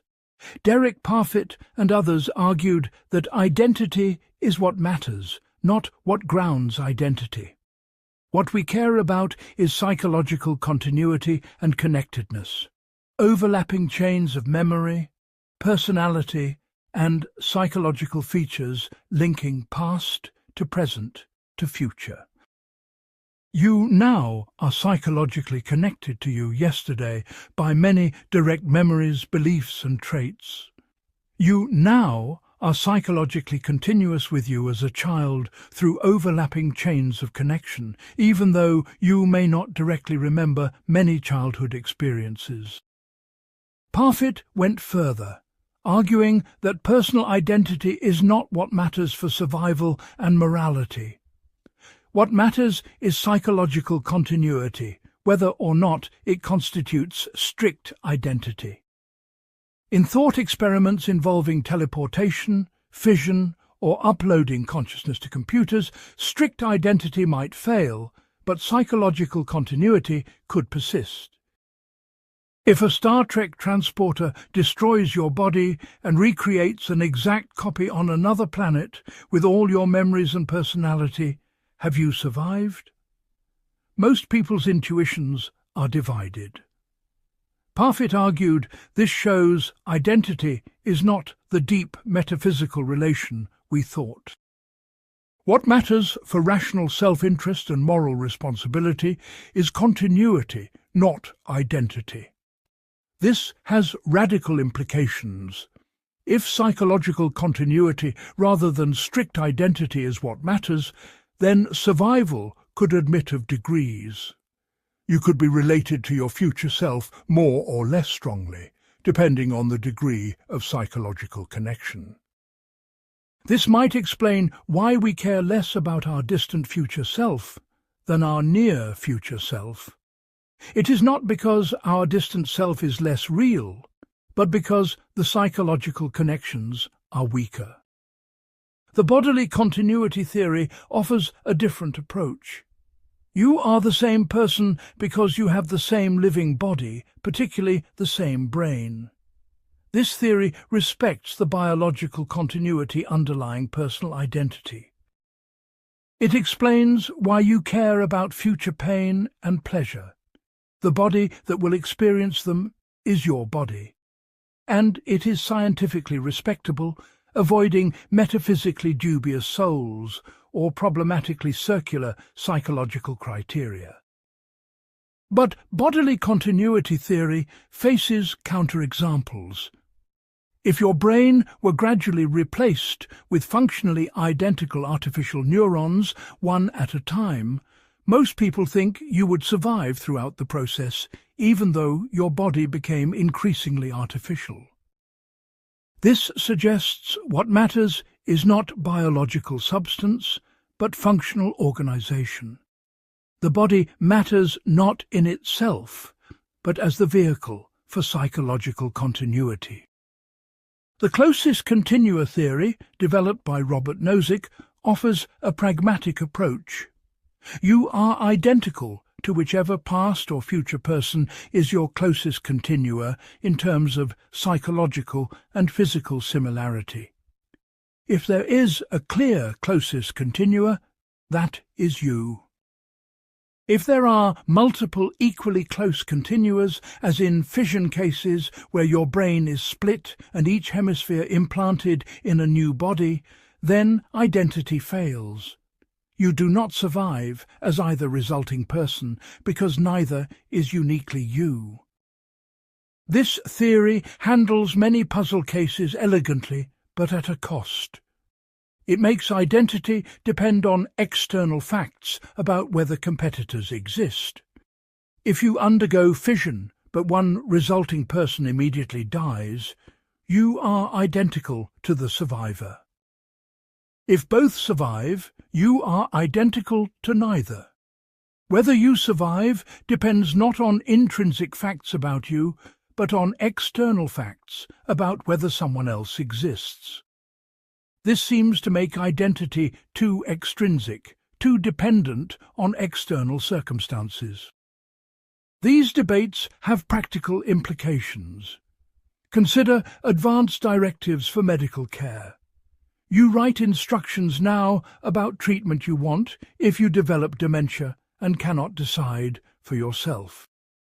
But if severe dementia destroys enough psychological continuity, is the person in the hospital bed really you? Should your past instructions bind someone who no longer shares your memories, values, or personality? Some philosophers argue that severe dementia patients are not identical to their past selves, and therefore past directives have limited authority. Others argue that bodily continuity or weaker psychological connection is sufficient for identity and moral authority. The persistence question also matters for punishment. Is it just to punish someone for crimes committed decades ago after they have completely reformed? If psychological continuity is weak enough, are we punishing a different person? If bodily continuity grounds identity, then yes, the person who committed the crime still exists and can be justly punished. But if psychological continuity matters more, extensive reform might undermine the justice of punishment. The soul seemed to offer a simple answer to personal identity, but on examination the question is far more complex. We are left with competing theories, each capturing some intuitions while violating others. Perhaps there is no single correct answer, because personal identity is not a deep metaphysical fact, but a practical construct. We might draw identity boundaries different ways for different purposes: legal responsibility, moral concern, prudential planning. Or perhaps future neuroscience and philosophy will reveal a clear criterion we have not yet discovered. The question remains open. Part 7. Consciousness and the hard problem. Consciousness is the most puzzling feature of mind and the strongest remaining motivation for believing in something beyond the physical. When you taste coffee, see blue sky, or feel pain, you have a subjective first-person experience. There is something it is like to be you, to have your experiences. This simple fact poses philosophy's deepest challenge to materialism. The philosopher Thomas Nagel crystallized this problem in his famous paper, What is it like to be a bat? Bats navigate by echolocation, emitting high-frequency sounds and sensing the echoes. We can study the physics of sound, the neuroscience of bat brains, and the behavior of bats in exhaustive detail. But no amount of this objective third-person information tells us what it is like from the inside to experience the world through echolocation. The subjective character of experience, what Nagel called the subjective point of view, cannot be captured by objective physical description. This insight applies to human consciousness too. You could have complete physical information about someone's brain when they see red, which neurons fire, which neurotransmitters are released, which brain regions activate. But would this tell you what red looks like to them? The redness of red, the felt quality of the experience, seems to be something over and above the physical facts. This felt quality is what philosophers call qualia, the intrinsic subjective qualities of conscious experiences. David Chalmers distinguished between the easy problems and the hard problem of consciousness. The easy problems, though still scientifically challenging, concern explaining the cognitive functions and behaviors associated with consciousness: attention, perception, learning, memory, verbal report. We can at least conceive of how these might be explained in terms of neural mechanisms. They are problems for psychology and neuroscience, difficult but not philosophically mysterious. The hard problem is explaining why there is subjective experience at all. Why does information processing in the brain produce an inner mental life? Why is there something it is like to be a human or an animal, rather than information processing happening in the dark with no accompanying experience? You could imagine a being physically and functionally identical to you, processing information just like you do, but with no inner experience. Philosophers call such beings philosophical zombies. They behave exactly like conscious beings, but have no subjective experience. The conceivability of zombies suggests consciousness is not logically entailed by physical facts. Even complete physical information about a system does not logically imply the existence of subjective experience. You need an additional fact, that certain physical processes are accompanied by experience. This is called the explanatory gap. There is a gap between physical descriptions and experiential reality that physical theory seems unable to bridge. Frank Jackson illustrated this with his famous knowledge argument about Mary the colour scientist. Mary has lived her entire life in a black and white room, learning everything there is to know about colour vision through black and white books and monitors. She knows all the physics of light, all the neuroscience of colour perception, every objective fact about what happens when people see colours. Then one day Mary leaves the room and sees red for the first time. Does she learn something new? Intuitively, yes. She learns what red looks like, what it is like to experience red. But if she already knew all the physical facts, and she learns something new, then there must be non-physical facts about consciousness. This suggests materialism is false. Materialists have responded to these arguments in various ways. Some deny that zombies are genuinely conceivable, arguing that our intuitions about what is possible are unreliable. Others grant that zombies are conceivable but deny that conceivability implies possibility. Just because we can imagine something does not mean it is metaphysically possible. Perhaps consciousness is necessarily connected to certain physical structures, even if we cannot see this necessity from our limited perspective. Regarding Mary, some materialists argue that she does not learn new facts, but acquires new abilities. Seeing red gives her the ability to recognize, imagine, and remember red. But this is knowing how, not knowing that. she gains new capacities without learning new facts. Others argue that she does learn a new fact, what her own experience of red is like. But this is still a physical fact about her own brain states, just one she could not know without having the experience. These responses are philosophically sophisticated, but may not fully dissolve the problem. The phenomenology, the felt character of experience, seems stubbornly resistant to physical explanation. When you experience pain, there is the neural activity, which is publicly observable and measurable, and there is the hurting, the awful feeling, which only you can experience directly. No description of C fibers firing or nociceptor activation captures that awful quality. This is the core of the hard problem. Some philosophers embrace Mysterianism, the view that the hard problem may be permanently unsolvable for humans.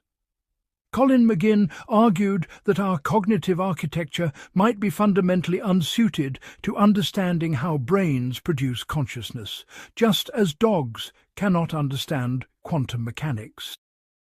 We can know that consciousness arises from brains, but the mechanism might be cognitively closed to us. This is not a comforting conclusion, but it might be realistic. Others pursue new frameworks that might bridge the gap. Integrated information theory, developed by neuroscientist Giulio Tononi, proposes that consciousness corresponds to integrated information. A system is conscious to the degree it integrates information in a unified way. This theory makes testable predictions and provides a mathematical measure of consciousness. However, critics argue it does not really explain why integrated information should be accompanied by subjective experience. It changes the subject from explaining experience to measuring information integration.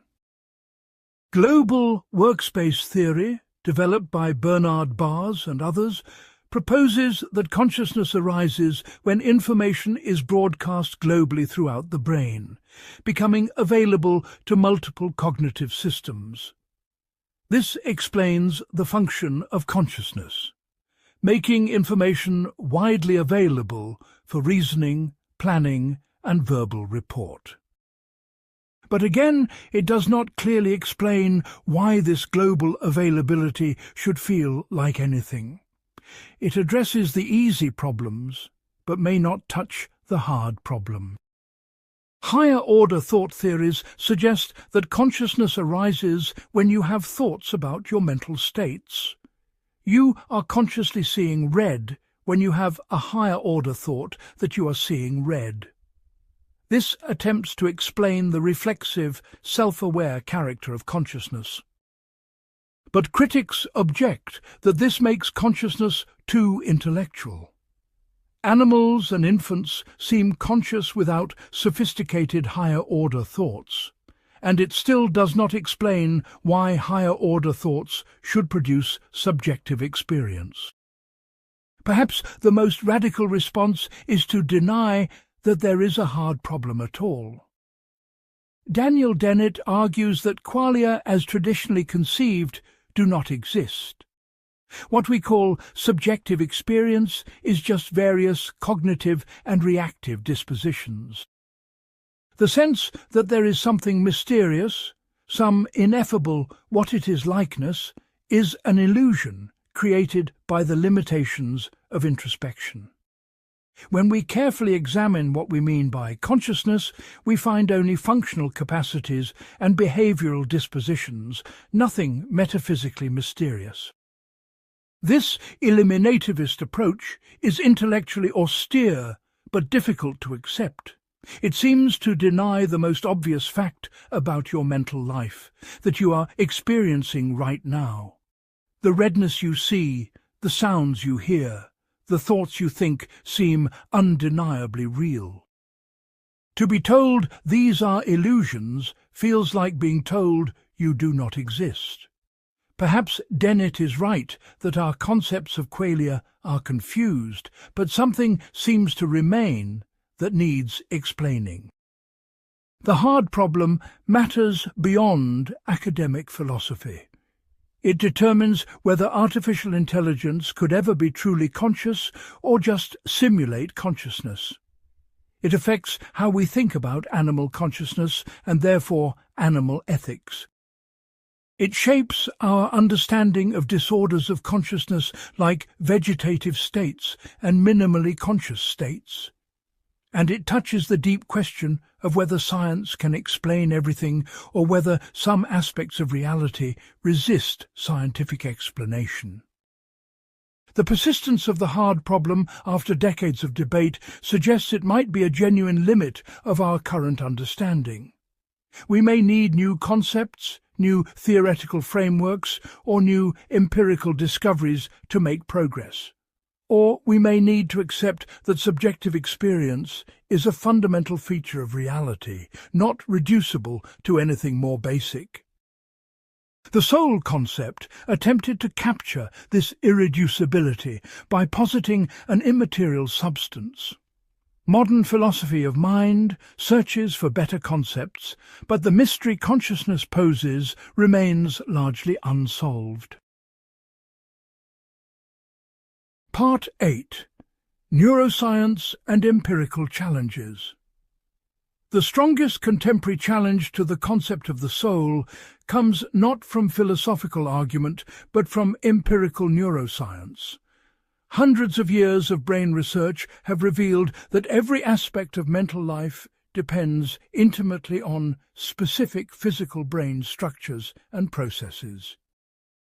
This evidence does not conclusively disprove the soul, but it makes the hypothesis seem increasingly unnecessary and implausible. Let us begin with the most dramatic cases. Brain damage. Phineas Gage, whom we mentioned earlier, was a railroad construction foreman in 1848. An explosion drove an iron rod through his left frontal lobe. Remarkably, he survived and could walk and talk immediately after the accident. But his personality changed completely. Before the injury, he was responsible, hard-working, and well-liked. After the injury, he became impulsive, profane, unable to plan or follow through on decisions. His physician wrote that Gage was no longer Gage, suggesting the injury had created a different person. If the soul is the seat of personality and moral character, why would damaging the frontal lobe change these qualities? The dualist might respond that the brain is the instrument through which the soul operates, and damaging the instrument impairs function.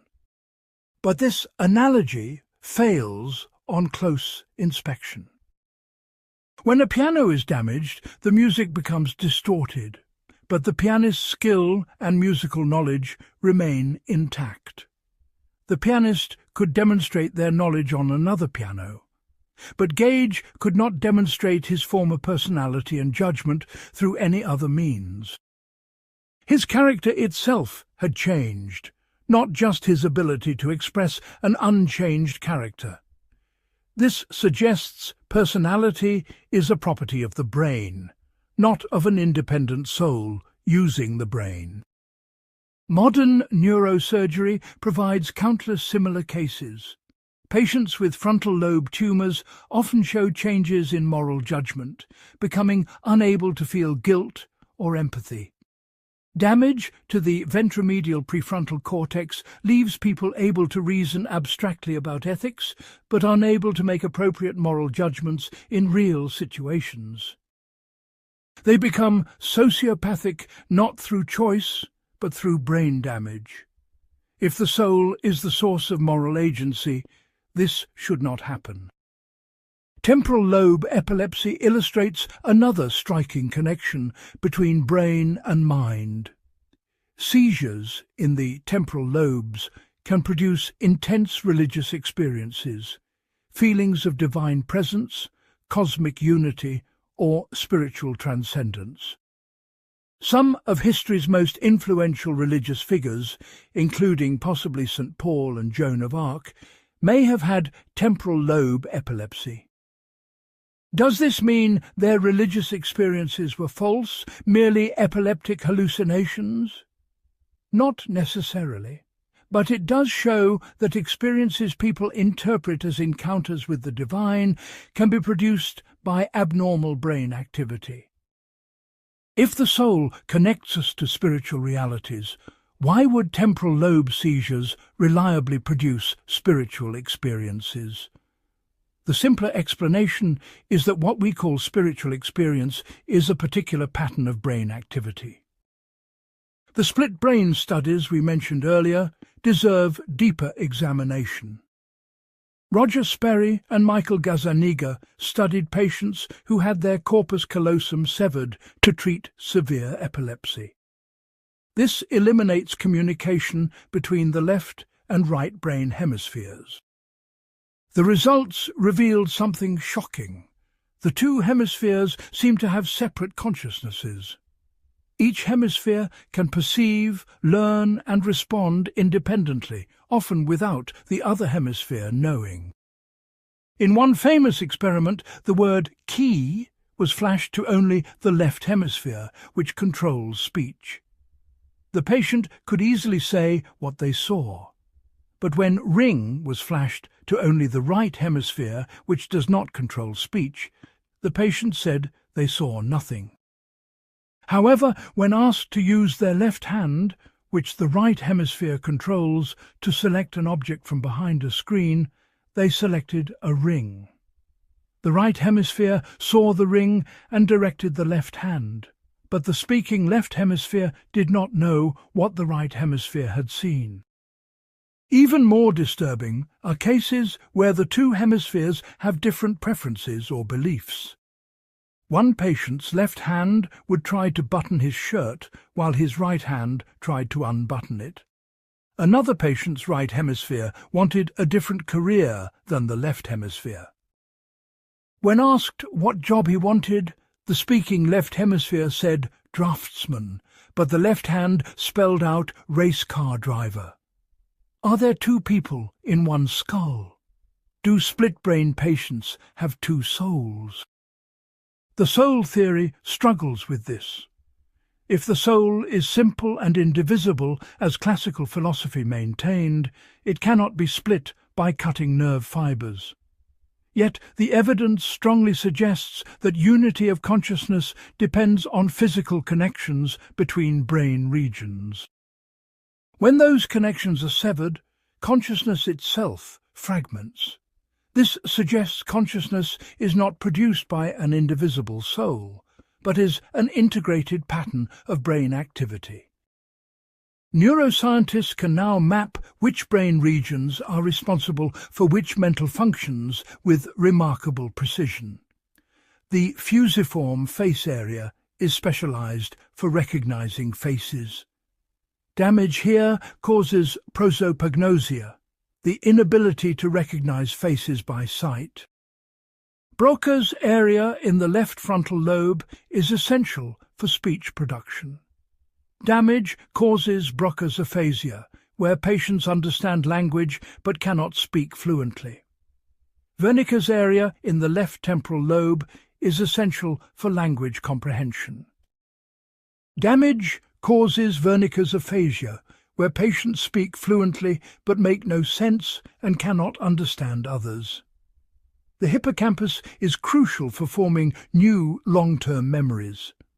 Damage causes anterograde amnesia, the inability to form new memories while old memories remain intact. Patient H.M., studied extensively by Brenda Milner, had his hippocampus removed to treat epilepsy. After surgery, he could no longer form new long-term memories. He lived in a permanent present, forgetting events moments after they occurred. He could learn new motor skills, showing that procedural memory uses different brain systems than declarative memory. But he never remembered learning these skills and would deny possessing them while demonstrating them perfectly. If the soul stores memories, why would removing the hippocampus selectively impair forming new memories while leaving old memories and motor learning intact? The evidence suggests different types of memory are physically stored in different brain structures. The amygdala's role in emotion provides another clear example of mind-brain dependence. This almond-shaped structure is crucial for processing fear and threat. Patients with bilateral amygdala damage show remarkably reduced fear responses.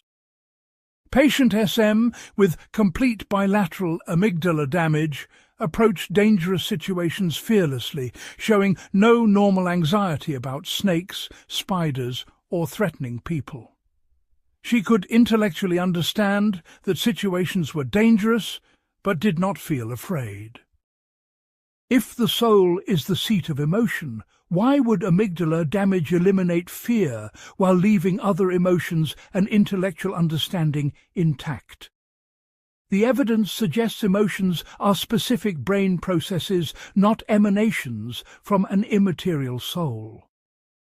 Psychopharmacology provides perhaps the most direct evidence of mind-brain identity. Drugs that alter brain chemistry predictably alter consciousness, mood, cognition, and personality. General anesthetics like propofol can completely shut down consciousness within seconds by enhancing the neurotransmitter GABA. When you wake from anesthesia, there is no memory of the intervening time, no sense of time passing. Consciousness simply stops and restarts. If consciousness depends on an immaterial soul, why would altering GABA receptors eliminate it? Antidepressants like selective serotonin reuptake inhibitors change mood by increasing serotonin availability in synapses. This can transform a person from suicidal depression to normalcy. It can change not just feelings, but entire worldviews and personalities. If the soul determines who you are, chemical changes to neurotransmitter systems should not alter personality so profoundly. But they do, suggesting personality is a pattern of brain chemistry and neural connections. Psychedelic drugs provide even more dramatic evidence. Psilocybin, LSD, and DMT profoundly alter consciousness by affecting serotonin receptors, particularly the 5-HT2A receptor. They can produce experiences of ego dissolution, unity with the universe, encounters with seemingly autonomous entities, and mystical states indistinguishable from spontaneous religious experiences. Many people report these experiences as the most meaningful of their lives. If spiritual experiences represent the soul connecting to transcendent realities, why can they be reliably produced by molecules affecting specific brain receptors? The simpler explanation is that what we call spiritual experience is a particular brain state, not contact with immaterial realms. Stimulants like cocaine and amphetamines increase dopamine, producing euphoria, energy, and confidence. Dopamine antagonists used to treat schizophrenia can make life feel meaningless and joyless. The sensation that life has meaning or purpose, something that seems deeply spiritual, can be manipulated by changing dopamine levels. This suggests that even our sense of meaning and transcendence is neurochemical. The soul seems to leave no remainder, nothing that cannot be affected by altering the brain. Transcranial magnetic stimulation allows neuroscientists to temporarily disrupt specific brain regions. Disrupting the right temporoparietal junction can reduce people's ability to judge intentions in moral dilemmas, making them focus more on outcomes than intentions. Disrupting the dorsolateral prefrontal cortex can temporarily impair working memory and attention. We can turn aspects of cognition on and off with magnetic fields, like tuning a radio. This strongly suggests mental capacities are functions of brain activity, not of an immaterial soul. Brain stimulation can also enhance mental capacities. Transcranial direct current stimulation can temporarily improve mathematical ability, language learning, and attention. Deep brain stimulation, using electrodes implanted in the brain, can relieve depression that resists all other treatments. It can also restore movement in Parkinson's disease by stimulating the subthalamic nucleus. If mental capacities and emotional states were properties of an immaterial soul, physical stimulation of brain tissue should not affect them. The progressive nature of dementia poses another challenge to the soul concept. In Alzheimer's disease, plaques and tangles gradually destroy neurons, particularly in memory and reasoning areas. Personality slowly dissolves as the disease progresses. Patients lose memories, then language, then recognition of loved ones, eventually losing all distinctively human capacities. At what point does the soul leave? Or does the soul degrade along with the brain? If the soul degrades, it must be somehow dependent on or constituted by brain activity. If the soul remains intact while the person loses all mental capacities, then the soul is not the seat of personality and cognition, and it is unclear what the soul is. Developmental neuroscience shows that mental capacities emerge gradually as the brain develops. Newborn infants lack most cognitive abilities, self-awareness, and complex emotions. These develop over years as neural connections form and refine. Myelination of frontal lobe pathways continues into the mid-20s, which explains why adolescents show less impulse control and long-term planning than adults. If the soul is present from conception and is the source of mental capacities, why do these capacities depend on brain maturation? The evidence suggests mental capacities are brain capacities, developing as the brain develops. Twin studies reveal genetic influences on personality, intelligence, and even religiosity. Identical twins raised apart are more similar than fraternal twins raised together. This shows genes significantly influence mental traits. But genes code for brain structure and chemistry, not for immaterial souls. If personality comes from the soul, genetic influences should not affect it. None of this evidence conclusively disproves the soul. A sophisticated dualist could argue that the soul requires a functioning brain to operate in the physical world, just as a driver requires a functioning car.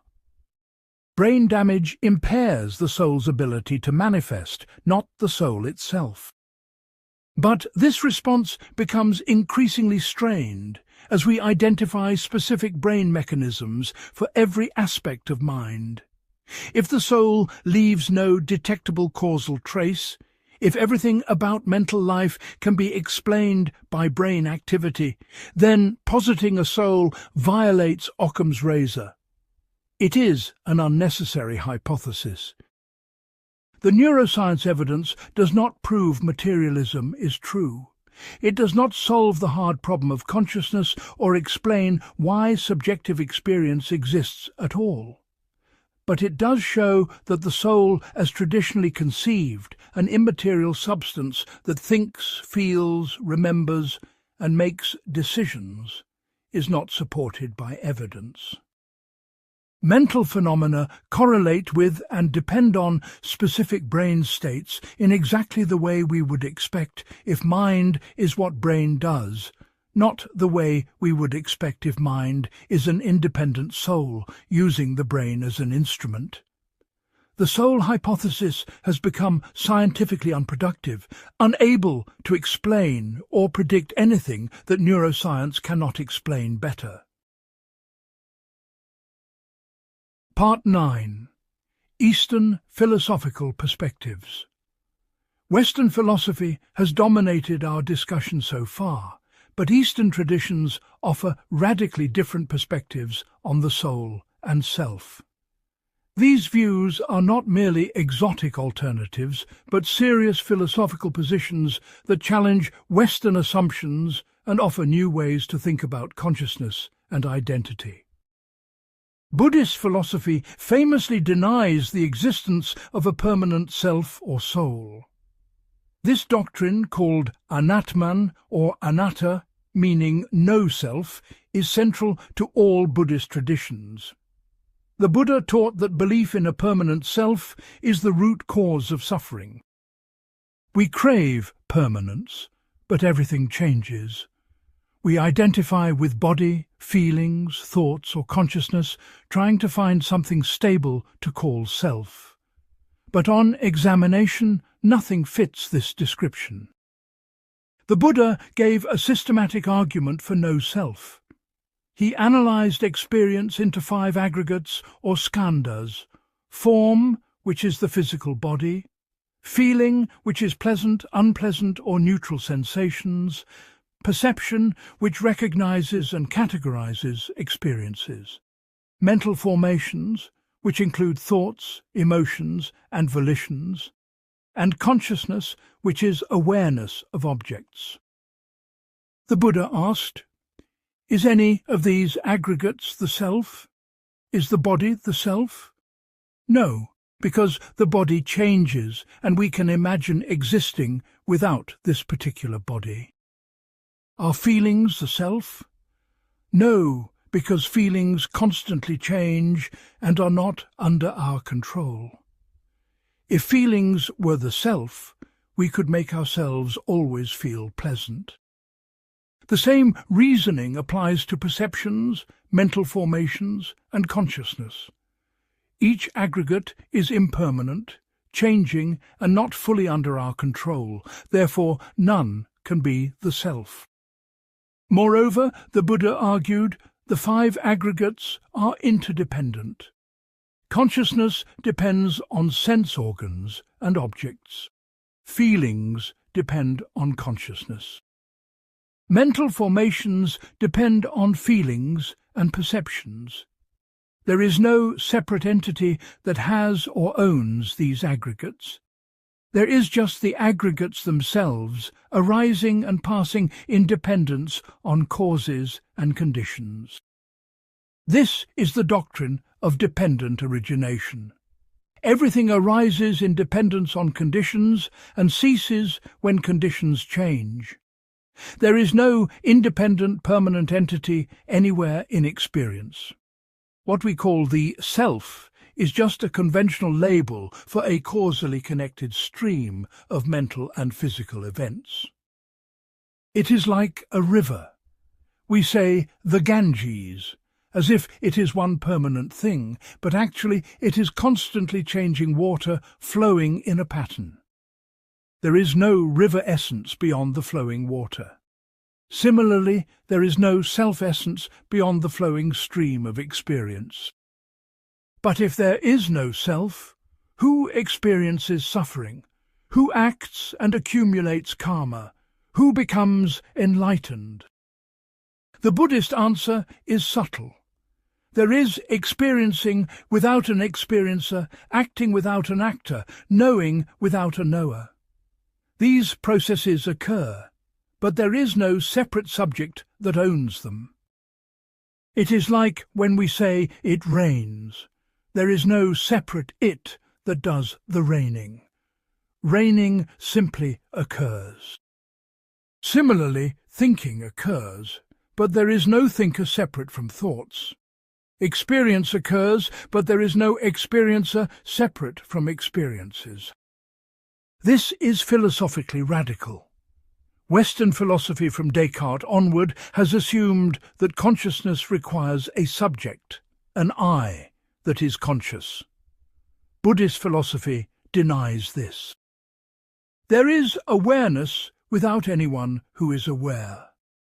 The sense of self, the feeling of being a unified subject, is itself just another mental event, not evidence of a real substantial self. The Buddha illustrated this with the chariot analogy. A chariot has wheels, axle, chassis, and other parts. Is the chariot identical to any of these parts? No. Is it something separate from all the parts? No, because when you remove all the parts, no chariot remains. The chariot is just a conventional designation for the collection of parts in functional relation. Similarly, the self is a conventional designation for the five aggregates in causal relation. It exists conventionally, but not ultimately. This does not mean you do not exist at all. It means you exist in the way a chariot exists, as a useful conventional designation rather than as an ultimate metaphysical entity. In daily life, we can meaningfully talk about persons, make plans, hold people responsible. But at the ultimate level of analysis, there is no separate self persisting through time, only causally connected moments of experience. This is called the two truths doctrine, conventional truth and ultimate truth. Later, Buddhist philosophers developed sophisticated arguments against the self. Nagarjuna, the great Mahayana philosopher, used reductio arguments to show that a self is logically impossible. If the self is identical to the aggregates, then there are five selves, and the self would be impermanent like the aggregates. If the self is different from the aggregates, we should be able to identify it separately, but we cannot. If the self possesses the aggregates, this requires a relationship between self and aggregates, but relationships require relata, and we have not established that the self exists. Therefore, the self neither is nor is not the aggregates, neither possesses nor does not possess them. The concept is incoherent, a conceptual fiction useful for practical purposes, but ultimately empty. The no-self doctrine has profound practical implications. If there is no self, then self-centered craving is based on a mistake.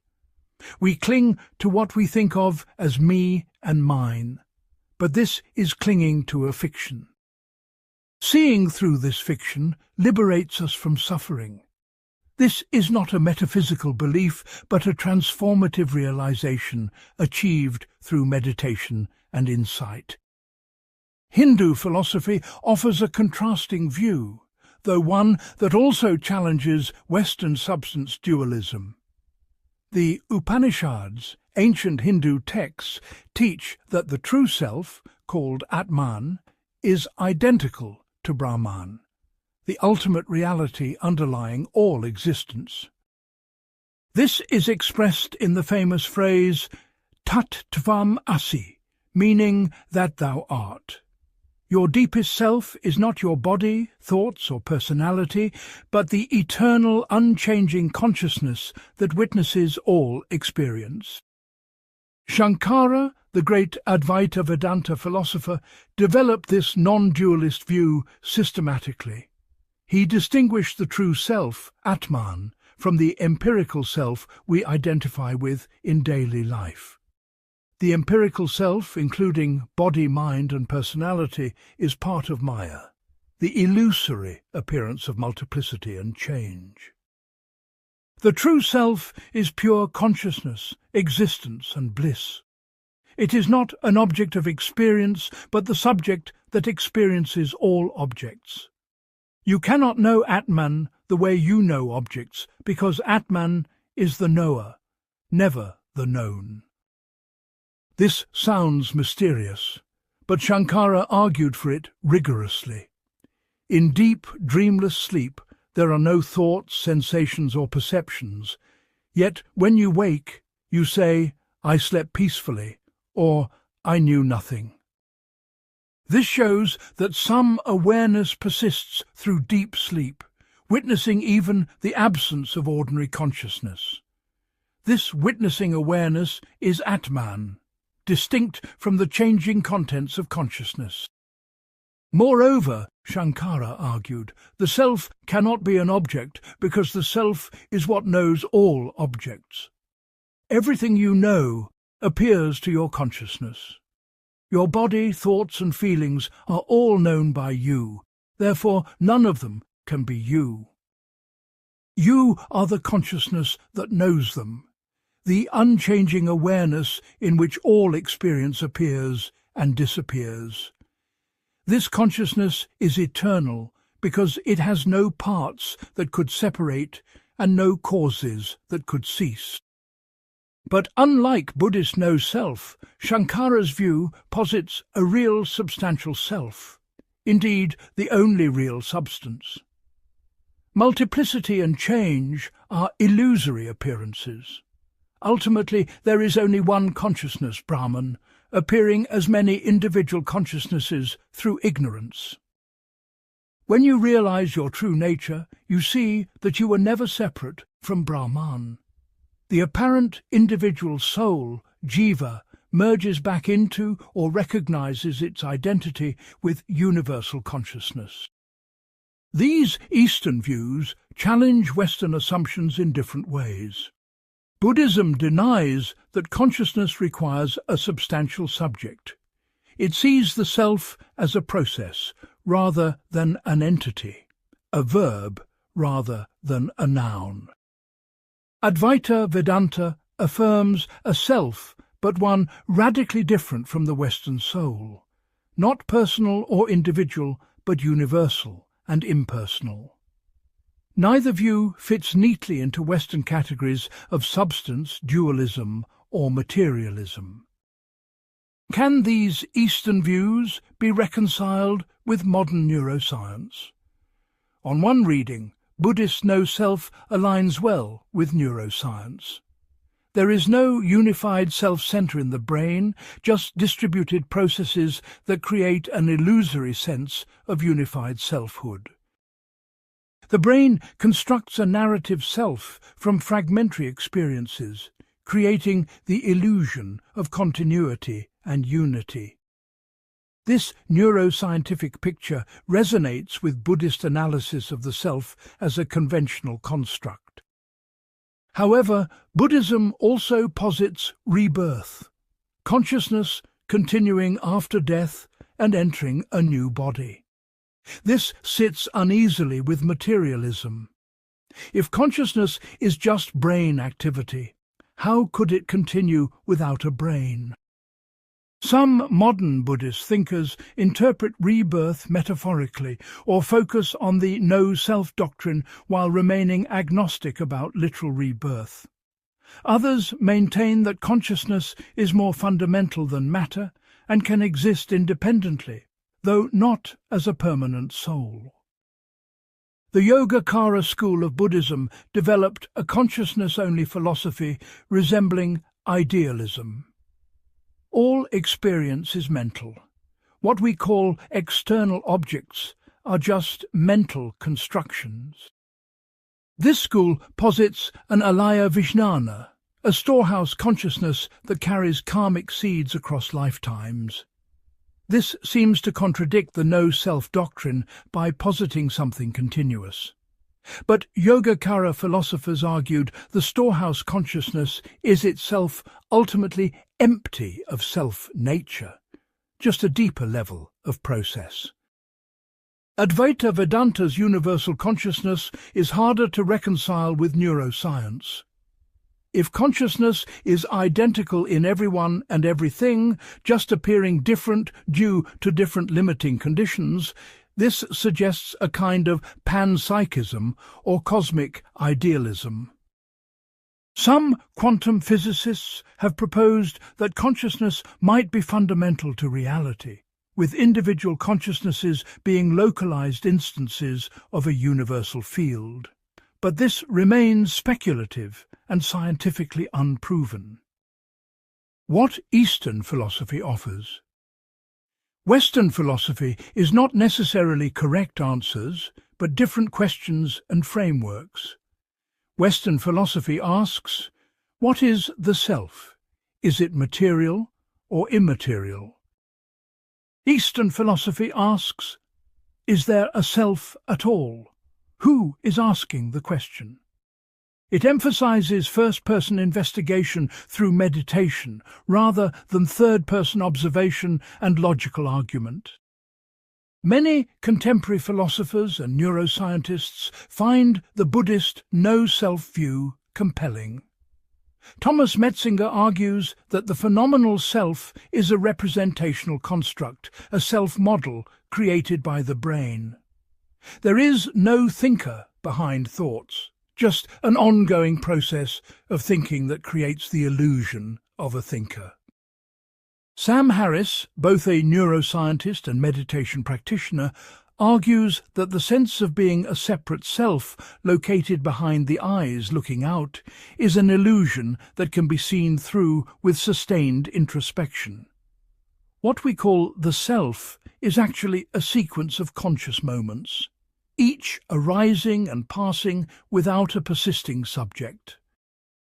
Others find the Advaita view of pure consciousness appealing.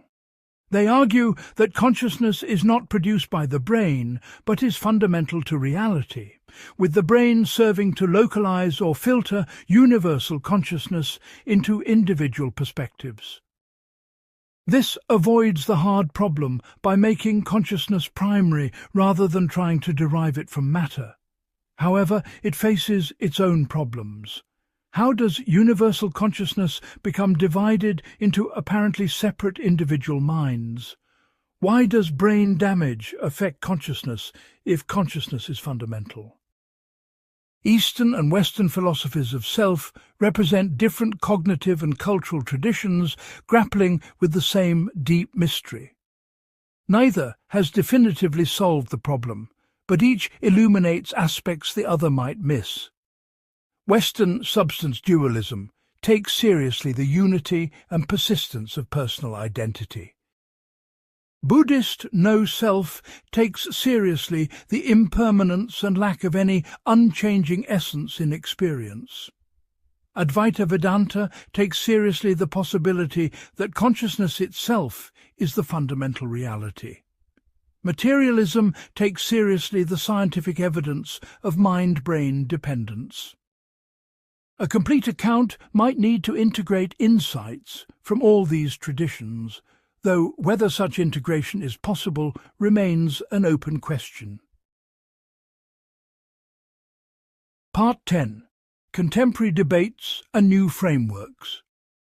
Contemporary philosophy of mind has moved beyond the classical soul versus materialism debate to explore more sophisticated frameworks. These new approaches attempt to preserve what seems right about both positions while avoiding their problems. Understanding these contemporary debates is essential for grasping where the soul question stands today. Functionalism, which we mentioned earlier, has become the dominant view in analytic philosophy of mind. Proposed by Hilary Putnam, Jerry Fodor and others, functionalism defines mental states by their functional role, rather than their physical composition or metaphysical nature. Pain, for example, is whatever state is typically caused by tissue damage and typically causes avoidance behavior, distress, and desire for relief. This functional definition could be realized in neurons, in silicon chips, or in alien biochemistry. Functionalism's appeal is that it is neither dualist nor crudely reductionist. It acknowledges that mental states are real and distinct from mere physical states, but it does not require immaterial souls. Mental states are functional states, patterns of causal organization. This explains why psychology has its own concepts and laws that are not reducible to neuroscience. Psychology describes functional organization. Neuroscience describes physical implementation. Both levels of description are valid and necessary.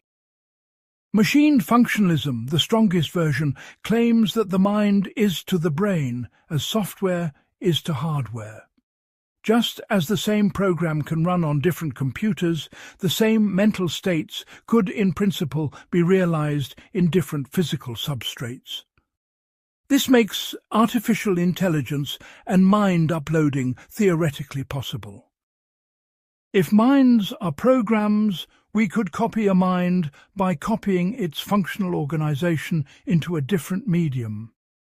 This has profound implications for personal identity and survival. However, functionalism faces serious objections. The Chinese room argument, proposed by John Searle, challenges whether functional organization is sufficient for genuine mental states. Imagine a room where someone who does not understand Chinese follows a complex rule book for manipulating Chinese symbols. Input comes in the form of Chinese questions. The person follows rules to generate appropriate Chinese answers, which are output. From outside, the room appears to understand Chinese, answering questions correctly. But clearly no one in the room understands Chinese. The person just manipulates meaningless symbols according to rules. If the room does not understand Chinese despite having the right functional organization, then functional organization is not sufficient for understanding or genuine mental states. Searle concludes that syntax, rule following, is not sufficient for semantics, genuine meaning and understanding. Computers manipulate symbols according to rules, implementing functions, but they do not understand anything. They lack intentionality, the aboutness or meaning that characterizes genuine mental states. Therefore, functionalism misses something essential about mind, not just what it does, but what it means and experiences. This brings us back to the hard problem of consciousness. The knowledge argument and zombie thought experiments, which we discussed earlier, pose similar problems for functionalism. You could have a being that is functionally identical to you, processing information and generating behavior in exactly the same way, but without any subjective experience. Philosophical zombies are functionally equivalent to conscious beings, but lack qualia. If zombies are conceivable, then functional organization is not sufficient for consciousness. Something more is needed, the subjective experiential aspect that functionalism seems to leave out. Functionalists respond in various ways. Some deny that zombies are genuinely conceivable, arguing that our intuitions about what is possible are unreliable. Others accept that functionalism needs supplementation with a theory of consciousness. Functional role might determine cognitive and intentional states, but consciousness might require additional explanation. This leads to more complex theories attempting to combine functionalism with accounts of phenomenal consciousness. Representationalism offers one such combination. This view, defended by Fred Dretske, Michael Tye and others, argues that conscious experiences are representational states. To experience red is to represent something as red. Consciousness is a form of intentionality, a way of representing the world. This integrates consciousness with cognitive function. Conscious experiences represent information and guide behavior. The appeal of representationalism is that it makes consciousness less mysterious. Instead of being an ineffable qual floating free of function, consciousness is integrated into the information processing architecture as a representational format. The redness of red is not a mysterious inner quality, but a way of representing certain wavelengths of light. This preserves the reality of consciousness while making it scientifically tractable. We can study what information conscious states represent and how these representations guide behavior. Critics object that representationalism confuses what experiences represent with what they are like. My experience of red represents certain surface properties of objects, but the subjective redness, the way it feels, seems to be something over and above this representational content.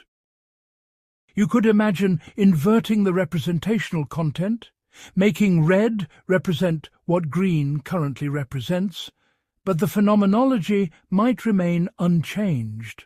Or you could have accurate representation without any phenomenology at all, as in philosophical zombies. Enactivism offers a more radical departure from traditional frameworks. Developed by philosophers like Francisco Varela, Evan Thompson, and Alva Noe, enactivism argues that mind is not something in the head, but something organisms do in active engagement with their environment. Cognition is enacted through sensory-motor interaction with the world. Consciousness is not an internal representation, but a way of being coupled with the environment. For enactivists, the Cartesian picture of mind as an inner realm separate from the outer physical world is fundamentally wrong. Mind is not inner at all. It is the dynamic pattern of organism-environment interaction. Perception is not passive reception of input, but active exploration. You do not see because images form on your retina and are processed by your brain. You see because you actively explore your environment, moving your eyes and head, guided by sensory-motor knowledge of how your movements produce changes in sensory input. This view draws on phenomenology, the philosophical tradition begun by Edmund Husserl that emphasizes first-person description of experience. Maurice Merleau-Ponty, a phenomenologist, argued that we are embodied subjects, not pure minds inhabiting bodies as instruments. The body is not something we have, but something we are. Our experience is structured by our bodily engagement with the world. The perceived distance of objects depends on our sense of how we would need to move to reach them. The perceived heaviness of objects depends on our sense of effort needed to lift them. Enactivism challenges both traditional dualism and computational functionalism. Against dualism, it insists mind is not separate from body and world, but is embodied and embedded. Against functionalism, it argues mind is not software running on neural hardware, but dynamic activity involving brain, body, and environment as coupled systems. The unit of analysis is not the individual mind or brain, but the organism-environment system. This makes questions about immaterial souls or mind uploading misconceived, based on false assumptions about what mind is. However, critics argue that enactivism may overreach. While it is true that perception and action are coupled and that cognition is embodied, there still seems to be an inner subjective perspective, a what it is like that is mine and not yours. My consciousness is in some sense within me, not distributed across my interactions with the world. Enactivism may capture important truths about cognition without fully addressing the hard problem of consciousness. Integrated Information Theory, or IIT, developed by neuroscientist Giulio Tononi, takes a mathematical approach to consciousness. IIT proposes that consciousness corresponds to integrated information measured by a quantity called phi. A system is conscious to the degree that it integrates information in a unified, irreducible way. Hi-fi means high consciousness.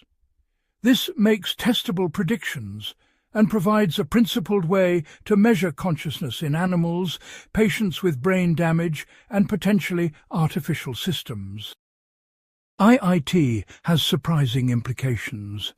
It suggests that consciousness is not an all-or-nothing property, but comes in degrees. Simple systems like thermostats have minimal phi and therefore minimal consciousness.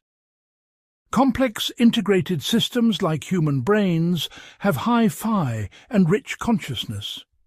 This implies a form of panpsychism.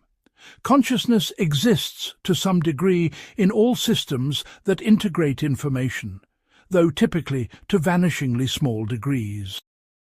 IIT also predicts that consciousness cannot be simulated on a conventional computer. Even if a computer simulates every neuron in your brain, it would not be conscious if the simulation is serial rather than parallel, because the integration would be artificial rather than real. Consciousness requires genuine causal integration, not just functional equivalence. This distinguishes IIT from pure functionalism. Critics argue that IIT may change the subject from explaining consciousness to measuring information integration. Even if we grant that consciousness correlates with integrated information, why should integrated information feel like anything? IIT identifies a measurable property that consciousness might possess without explaining why that property is accompanied by subjective experience. It addresses the hard problem, but perhaps does not solve it. Nevertheless, IIT represents progress. It provides a rigorous framework and testable predictions, where previously there were only philosophical intuitions. Panpsychism, once dismissed as mystical nonsense, is being seriously reconsidered by contemporary philosophers. Philip Goff, Galen Strawson, and David Chalmers have defended versions of panpsychism as the best solution to the hard problem. If matter has intrinsic experiential properties at the micro level, then macro-level consciousness is not mysterious emergence from non-consciousness, but combination of micro-consciousnesses. This avoids the apparent impossibility of consciousness arising from wholly non-conscious matter. Russellian monism, a specific form of panpsychism, suggests that physics